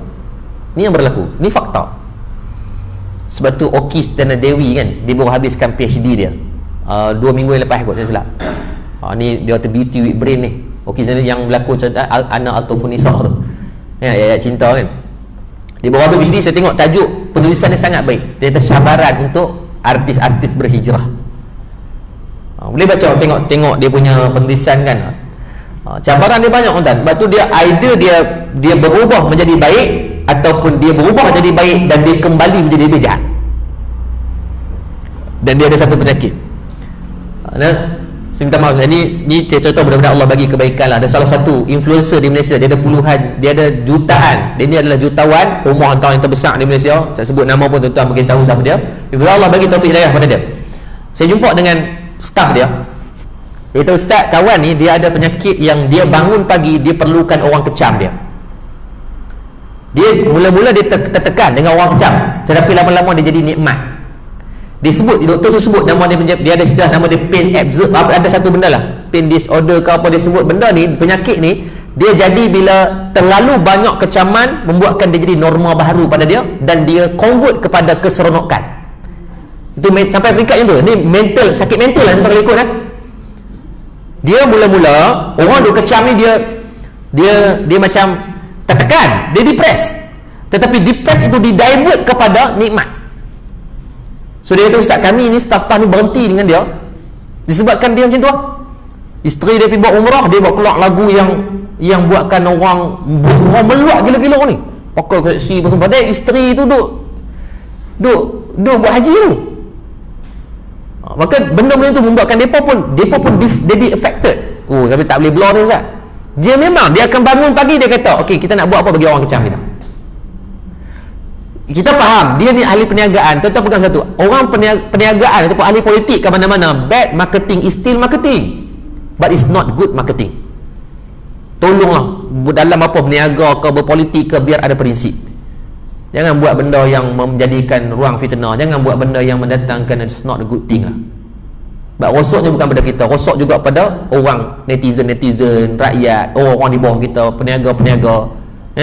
Oleh kat ahli perniagaan dia buat bad marketing, orang akan kata, so dosa kamu buat salah tu salah kamu membenarkan orang lain pun rosokkan hati dia. So bad marketing is still marketing, but it's not good marketing. Dia buat, dia seronok, dia bangun pagi ni tanya orang nak kecah apa. Gila kita, saya tahu terang, saya sangat, saya orang dalam psikologi saya orang biru ni sangat kalau orang nangis, saya nangis dulu macam ni tu, walaupun naskah kan. Saya ada naskah, saya tengok orang kena bully, saya jam kan. Lepas tu saya berhenti, saya kena jadi cikgu tadika boleh aku. Betul, saya dalam batch saya tak pernah bully orang. Dan saya sampai waktu tu saya pergi, saya di UPNM tu, dia panggil saya ustaz dah. So setiap kali nak dibully, batch saya nak kena bully, dia pun suruh saya naik. So saya rasa bersalah tak, saya duduk di atas, dia pun tak mau bully lah sebab macam ustaz kan, jadi tak maulah bully ustaz lagi, dia kata masuk neraka pula. Macam tu dengan kamu pula aku tu. Tapi dok, saya tak ada aku nak ni, tak ada. Dia pun misalnya gawe dia kata, okey ustaz, kau belah tu, kau belah, aku tak nak tengok muka kau. Kita jadi macam duduk atas tu, saya duduk tengok malah squad saya duduk kena, saya seorang tak kena. So macam saya tak boleh tengok tu, jadi ya Allah, depa sampai kadang-kadang balik ni luka kepala kan, kena komando rest dan sebagainya. Tak boleh sebab saya orang biru. Dia kan ada biru, hijau ni orang jenis buat, biru ni jenis emosi sikit. Kalau orang cerita sedih, kadang-kadang kita yang lebih menjiwai lebih daripada tu. Tengok macam Hindustan, tak ada start nangis dah kita. Kawan tu baru nak menari, lepas dia pelik berlakon apa dia ni nangis awal sangat kan. Terus ada pelik, ada orang yang macam tu. Ada orang yang kita tengok apa dia ni tak ada emosi tu, bukan tak ada emosi, dia mungkin orang yang kalau orang purple, orang merah ni dia pun jenis fakta. Dia tak ada nak nangis-nangis. Biasanya orang yang kerja sebagai accountant, dia pun ni orang yang strict. Dia talk by figure, by data. Dia not talking about your emosi. Mampus lah kan. Ni fakta. So dalam bab ni kena masing-masing beringat lah. Orang nak buat jahat dan semua akan berlaku. Persoalannya tuan-tuan, kita balas dengan apa? Kita balas dengan apa? Maknanya semua orang ada musuh, tapi cuba minimalkan pembalasan tadi, sebab tuan-tuan percayalah kadang-kadang Allah memberikan pahala besar dekat situ, mujahadah tu. Saya sendiri pun masih belajar benda ni. Saya yakin banyak lagi kekurangan, tapi kita sama-sama buat, kita sama-sama belajar. Orang nak buat jahat ni tuan-tuan, buat macam mana pun orang akan buat. Big Liu yang tak pernah kacau orang. Orang ada tak orang hentam dia? Ramai hentam dia, ramai gila. Dan tengok tokoh-tokoh contoh Jepun ni tak terlibat dengan politik, tak terlibat dengan apa, tapi still ada dia benci, apatah lagi dengan pekerjaan tuan-tuan terlibat ni lagi ya. Bola tanggung. Bola tanggung. Bagi beras, orang kata ambil beras lagi orang kata. Apa dia? Semua kena. Tapi masing-masing prinsip sama je. Kita di atas perjuangan apa kamu nak bawa pun letakkan syiar sebagai keutamaan. Jangan langgar agama yang seru, sudah buat. Kerana mudah-mudahan yang orang tak suka boleh jadi suka dengan asbab daripada akhlak kita. Dan terakhir, yang paling payah, orang buat jahat tak balas kejahatan, payah dah. Yang paling sukar adalah walakin ya'fu wa yasfahu, memaafkan orang. Orang buat salah, orang buat silap, orang buat kata ke kita, tiba-tiba kita maafkan dia. It's the best thing. It's the best thing. Benda ni boleh bercakap lah. Kita maafkan orang tapi hati tak. Ustaz, saya dah maafkan semua orang. Tak, tuan-tuan percayalah, sangat susah nak buat. Tapi trust, percayalah, kalau kita sama-sama boleh memaafkan orang, tuan-tuan, dia semacam ni. Kebencian yang disebut wattabakhut wattahasud hatta yakuna al-baghyu ni, dia macam dengan kanser. Contoh bagi tuan-tuan, kanser ni kalau kita tak rawat, dia akan makin dia merebak. From stage 1, stage 2, stage 3, stage 4 dan the worst habis lah. Dia sama macam tu. Kebencian dan hasad dengki pun macam tu juga. Kalau tidak diubati dan tidak dibuang, maka dia akan merebak dan membesar. Botol air ni 250 liter sahaja, mililiter. So tidak berat, tak berat anda. Kalau bagi anak saya pergi pegang boleh, anak saya yang paling bongsu yang nombor 4 tu pegang pun boleh. Dia tak berat. Tetapi saya pegang air yang sama seminit, rasa tak tangan? Rasa. Setengah jam makin rasa. Sejam tangan dah kebah. Walau beratnya tak berat tak ke mana, tetapi bila dipegang dan digenggam, maka dia akan memenatkan.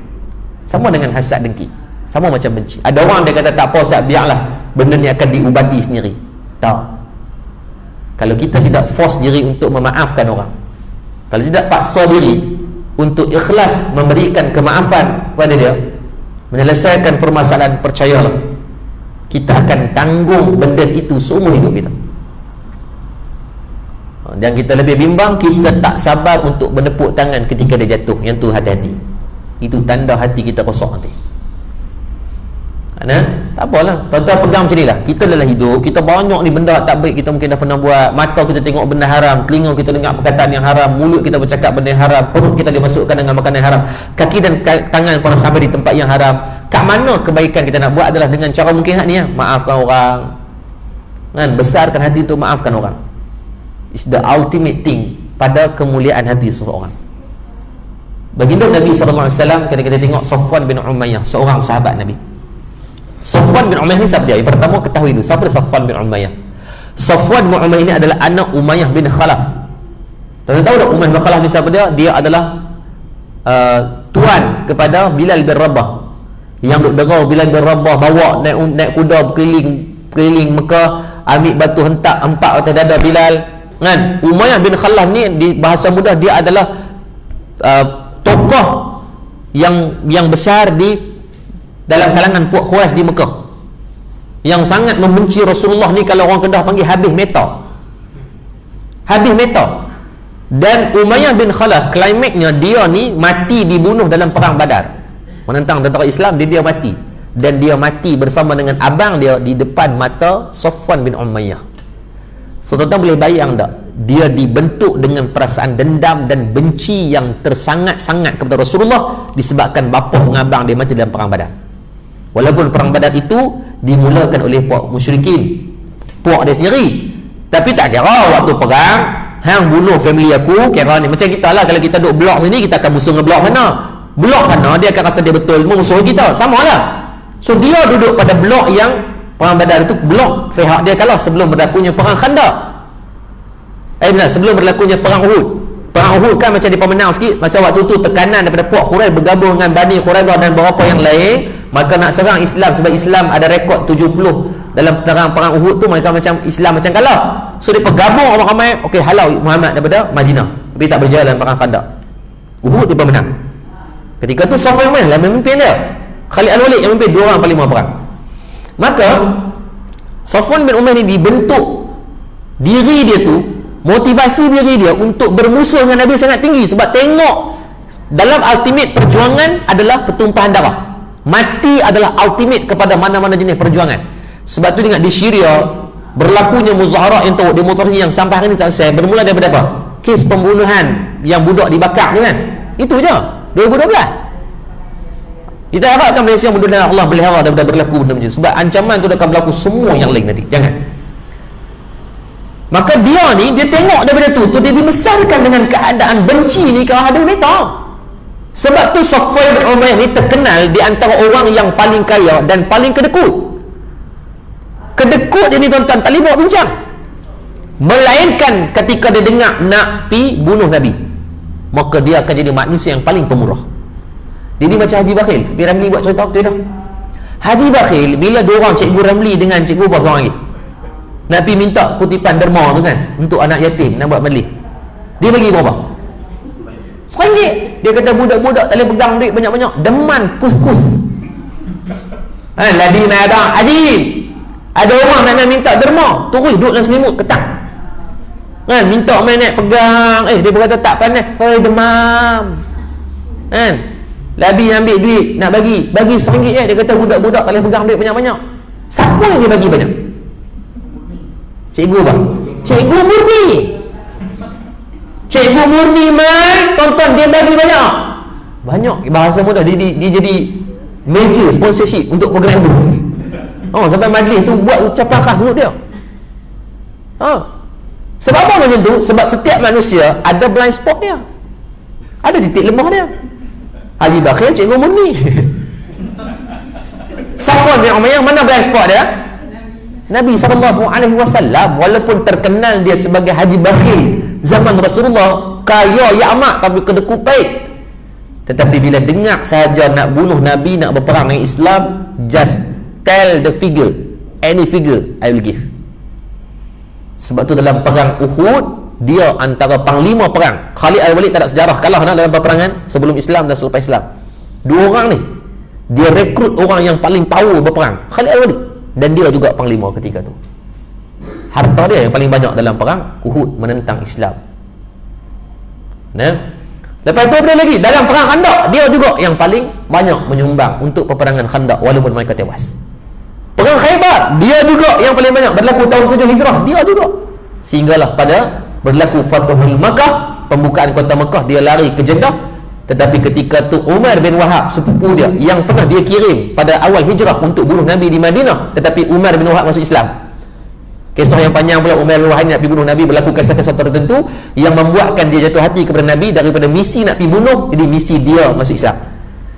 Dia balik pujuk Safwan bin Umayyah. Dia kata, wahai Rasulullah, Safwan bin Umayyah dia nak larikan diri, dia nak bunuh diri. Pada mereka ni kalau bunuh diri itu lebih terhormat daripada mati daripada tangan orang Islam ketika tu. Maka kata Rasulullah, kamu pergi pujuk Safwan bin Umayyah, panggil dia balik, aku takkan cedera dan apa-apakan dia. Walhal dia bunuh ramai tak sahabat. Perang Uhud 70 orang sahabat meninggal. Ni dia rampas harta dalam peristiwa hijrah, dia ambil habis semua harta. Maki Nabi, dia upah seorang penyair untuk buat ni, kalau kita tu buat fake account, cyber trooper perang Nabi. Cyber trooper bukan zaman kita, zaman dulu ada dah. Ada dah zaman dulu. Safwan bin Umayyah upah orang syair yang ni hebat-hebat kata kat Nabi, sebarkan, cetak percuma, hantar kat masjid-masjid tu. Kalau kita orang kan beli surat khabar tu letak, sebab apa? Nak menjalan memakmurkan kita punya kempen. Ini berlaku ni. Tak cukup dengan tu semua, mana bunuh habis semua benda. Tapi ketika berlaku Fathul Makkah, Nabi dah pegang kuasa di Mekah dan Madinah. Nabi kata kepada Umar bin Wahab radhiyallahu anhu, kamu panggil sepupu kamu balik, aku takkan apa-apakan dia.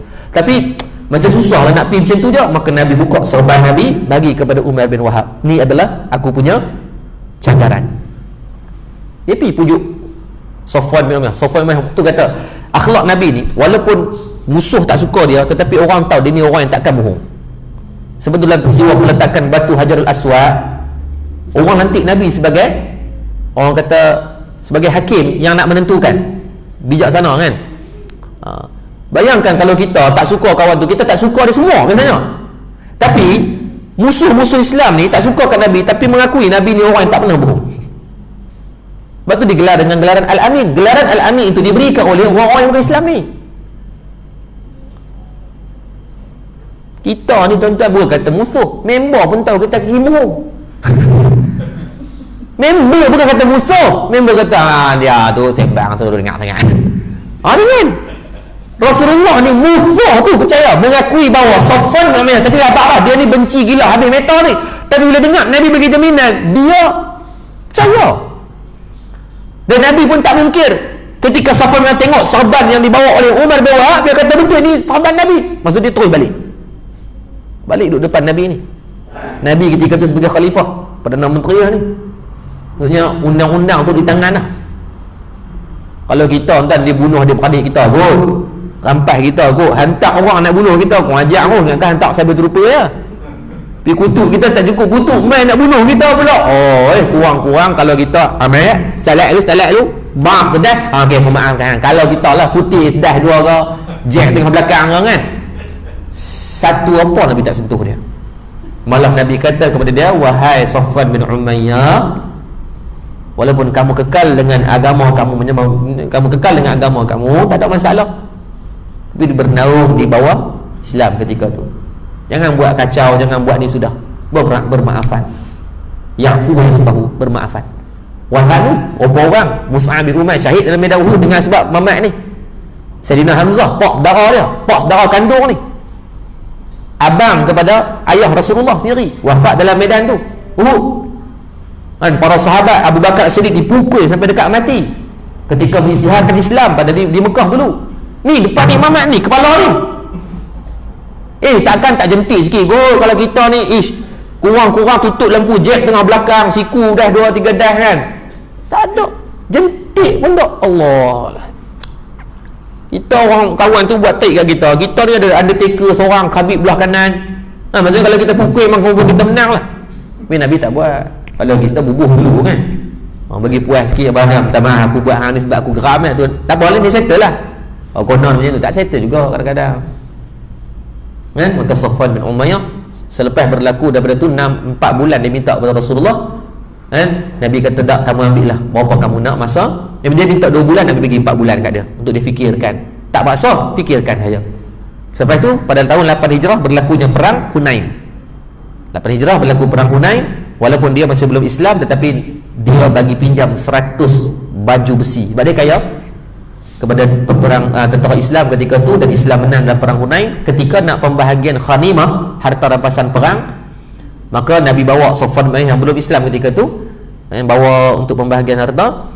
Nabi tunjuk dekat dia banyak, ada satu kawanan hampir satu bukit, ada 300 ekor kambing. Safwan kata banyak tu, banyak sangat. Nabi kata itulah bahagian aku, tapi mulai pada saat ni itu adalah bahagian kamu. Terkejut Safwan, aku dah lah belum Islam, tapi bagi macam tu ya. Memang Nabi macam tu. Terus dia kata asyhadu an la ilaha illallah wa asyhadu anna sayyidina Muhammad Rasulullah, mengucap kalimah syahadah. Dan dia bukan takat masuk Islam, dia mengislamkan ribuan daripada orang yang lain. Sebab tu hari ini benda yang paling susah adalah membalas kejahatan dengan kebaikan, dan yang the ultimate kesusahan adalah memberikan kemaafan. Sama-sama kita doakan berkat bulan Rabiul Awal ini, sama-sama kita carilah titik persamaan di manapun permusuhan ataupun perbalahan. Saya yakin setidak-tidaknya titik persamaan itu mungkin kita ni adalah satu agama ataupun satu bangsa ataupun satu negara pun, carilah di manapun titik persamaan tersebut. Kerana time is too short, masa terlalu pendek untuk kita terus bermusuhan, bergaduh dengan benda-benda yang tak sepadanya, tak sepatutnya untuk gaduh tu. Tak payahlah, jangan semua benda. Ada ruang yang mungkin kita boleh berkhilaf, ada ruang yang boleh berkhilaf, tetapi jangan semua benda nak dikhilafkan. Kan? Semua benda kan, sampai bab kebajikan pun nak bergaduh juga, sampai bab ni pun. So cukuplah dalam soal mungkin soal-soal tertentu, tetapi jangan disabitkan dengan semua benda. Sebab dia bukan hanya pada hati kita yang rosak, hati orang keliling kita dan hati orang-orang di bawah kita pun akan rosak.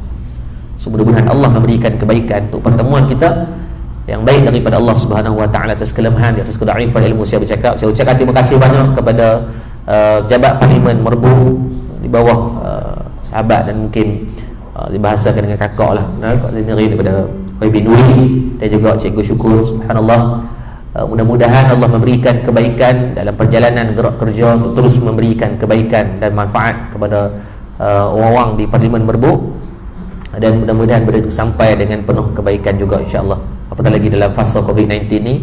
Kerana mudah-mudahan semua daripada kalangan kita meletakkan kebajikan itu sebagai benda yang lebih mustahak insya-Allah. Jadi sekadar itu dulu daripada saya, mudah-mudahan ada kebaikan. Saya serahkan balik kepada pihak majlis, dan terima kasih juga kepada yang live, yang mungkin menonton secara live di rumah dan sebagainya, walaupun dengan kekangan waktu dan sebagainya, masih boleh sambil goreng ikan dengar kuliah kan, dapat pahala. Ikan pun dapat pahala, kamu pun dapat pahala juga insya-Allah. Jadi mungkin saya tutup dengan doa dan saya serahkan kepada Al-Fatihah. A'udzubillahi minasyaitonirrajim. Bismillahirrahmanirrahim. Alhamdulillahirabbil alamin, arrahmanirrahim, maliki yaumiddin. Iyyaka na'budu wa iyyaka nasta'in. Ihdinas siratal mustaqim, siratal ladzina an'amta 'alaihim ghairil maghdubi 'alaihim waladdallin. Amin. A'udzubillahi minasyaitonirrajim. Bismillahirrahmanirrahim. Alhamdulillahirabbil alamin, hamdan yuwafi ni'amahu wa yukafi'u mazidah. Ya Rabbana lakal hamdu kama yanbaghi li jalali wajhikal karim wa 'azim sultanik.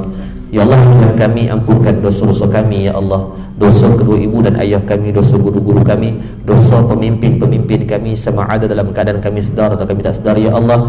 Ya Latif, lembutkan hati kami ya Allah, hati kami keras dengan dosa dan maksiat yang telah kami lakukan ya Allah. Ya Allah, kami sedar tangan yang kami tadah pada pagi ini tangan yang banyak buat dosa ya Allah, tangan yang banyak melakukan kemaksiatan, tangan yang banyak melakukan kemungkaran. Ya Allah, kalau Kau tak ampunkan dosa-dosa kami, kami takut kami akan diazab dengan azab yang pedih ya Allah. Ya Arhamar Rahimin ya Allah. Ya Allah, pada kami yang masih ada mak dan ayah, izinkanlah kami berbuat baik dan berbakti kepada mereka. Perbaikilah akhlak kami, rendahkan suara kami saat kami berbicara dengan mereka ya Allah. Ya Allah, andai ada perkataan dan perbuatan yang pernah kami lukakan hati mak dan ayah kami, izinkan segera kami mohon kemaafan ya Allah. Kami takut dengan akhlak yang buruk terhadap mereka, Kau akan mengembalikan anak-anak yang derhaka kepada kami nantinya ya Allah. Ya Allah, kalaulah mak dan ayah kami telah meninggal dunia, permudahkan urusan mereka di sana, lapangkan kubur mereka, hiasilah kubur mereka sebagai taman-taman syurga-Mu ya Allah. Ya Allah, atas kesibukan apapun yang Kau berikan kepada kami, janganlah sampai digugurkan nama mereka dalam doa-doa harian kami ya Allah. Ya Allah, pada kami yang ada kesekatan rezekinya ya Allah, yang ada mungkin kesukaran dan hutang ya Allah, maka lepaskan kami dari hutang kami ya Allah. Ada rezeki musim langit turunkan buat kami, ada yang dalam perut muka bumi keluarkan bagi kami, ada yang haram sucikan bagi kami, ada yang jauh dekatkan bagi kami, ada yang sukar maka permudahkanlah kepada kami semua ya Allah. Pada kami yang sakit, kesembuhlah penyakit-penyakit kami ya Allah. Pada kami yang jahil, kurniakan kefahaman ilmu kepada kami ya Allah. Pada kami yang masih mendedahkan aurat, kurniakan taufik hidayah kepada kami semua ya Allah. Pada kami yang masih makan harta haram, riba, rasuah, syubhah, yang masih meninggalkan solat, yang belum bukan zakat, izinkan kami bertaubat kepada-Mu ya Allah. Ya Allah, Kau himpunkan kami dengan kebaikan dalam satu majlis ini ya Allah, maka pisahkan kami juga dengan kebaikan ya Allah. Jangan ada perasaan benci, hasad dan perkara yang tidak baik yang Kau tanam dalam hati kami ya Allah, melainkan Kau lapangkanlah dada kami dengan kebaikan dan kemurnian kebaikan ya Allah. Rabbana atina fid dunya hasanah wa fil akhirati hasanatan wa qina adzaban nar. Walhamdulillahi rabbil alamin. Taqabbalallahu minkum minna wa minkum, taqabbal ya karim.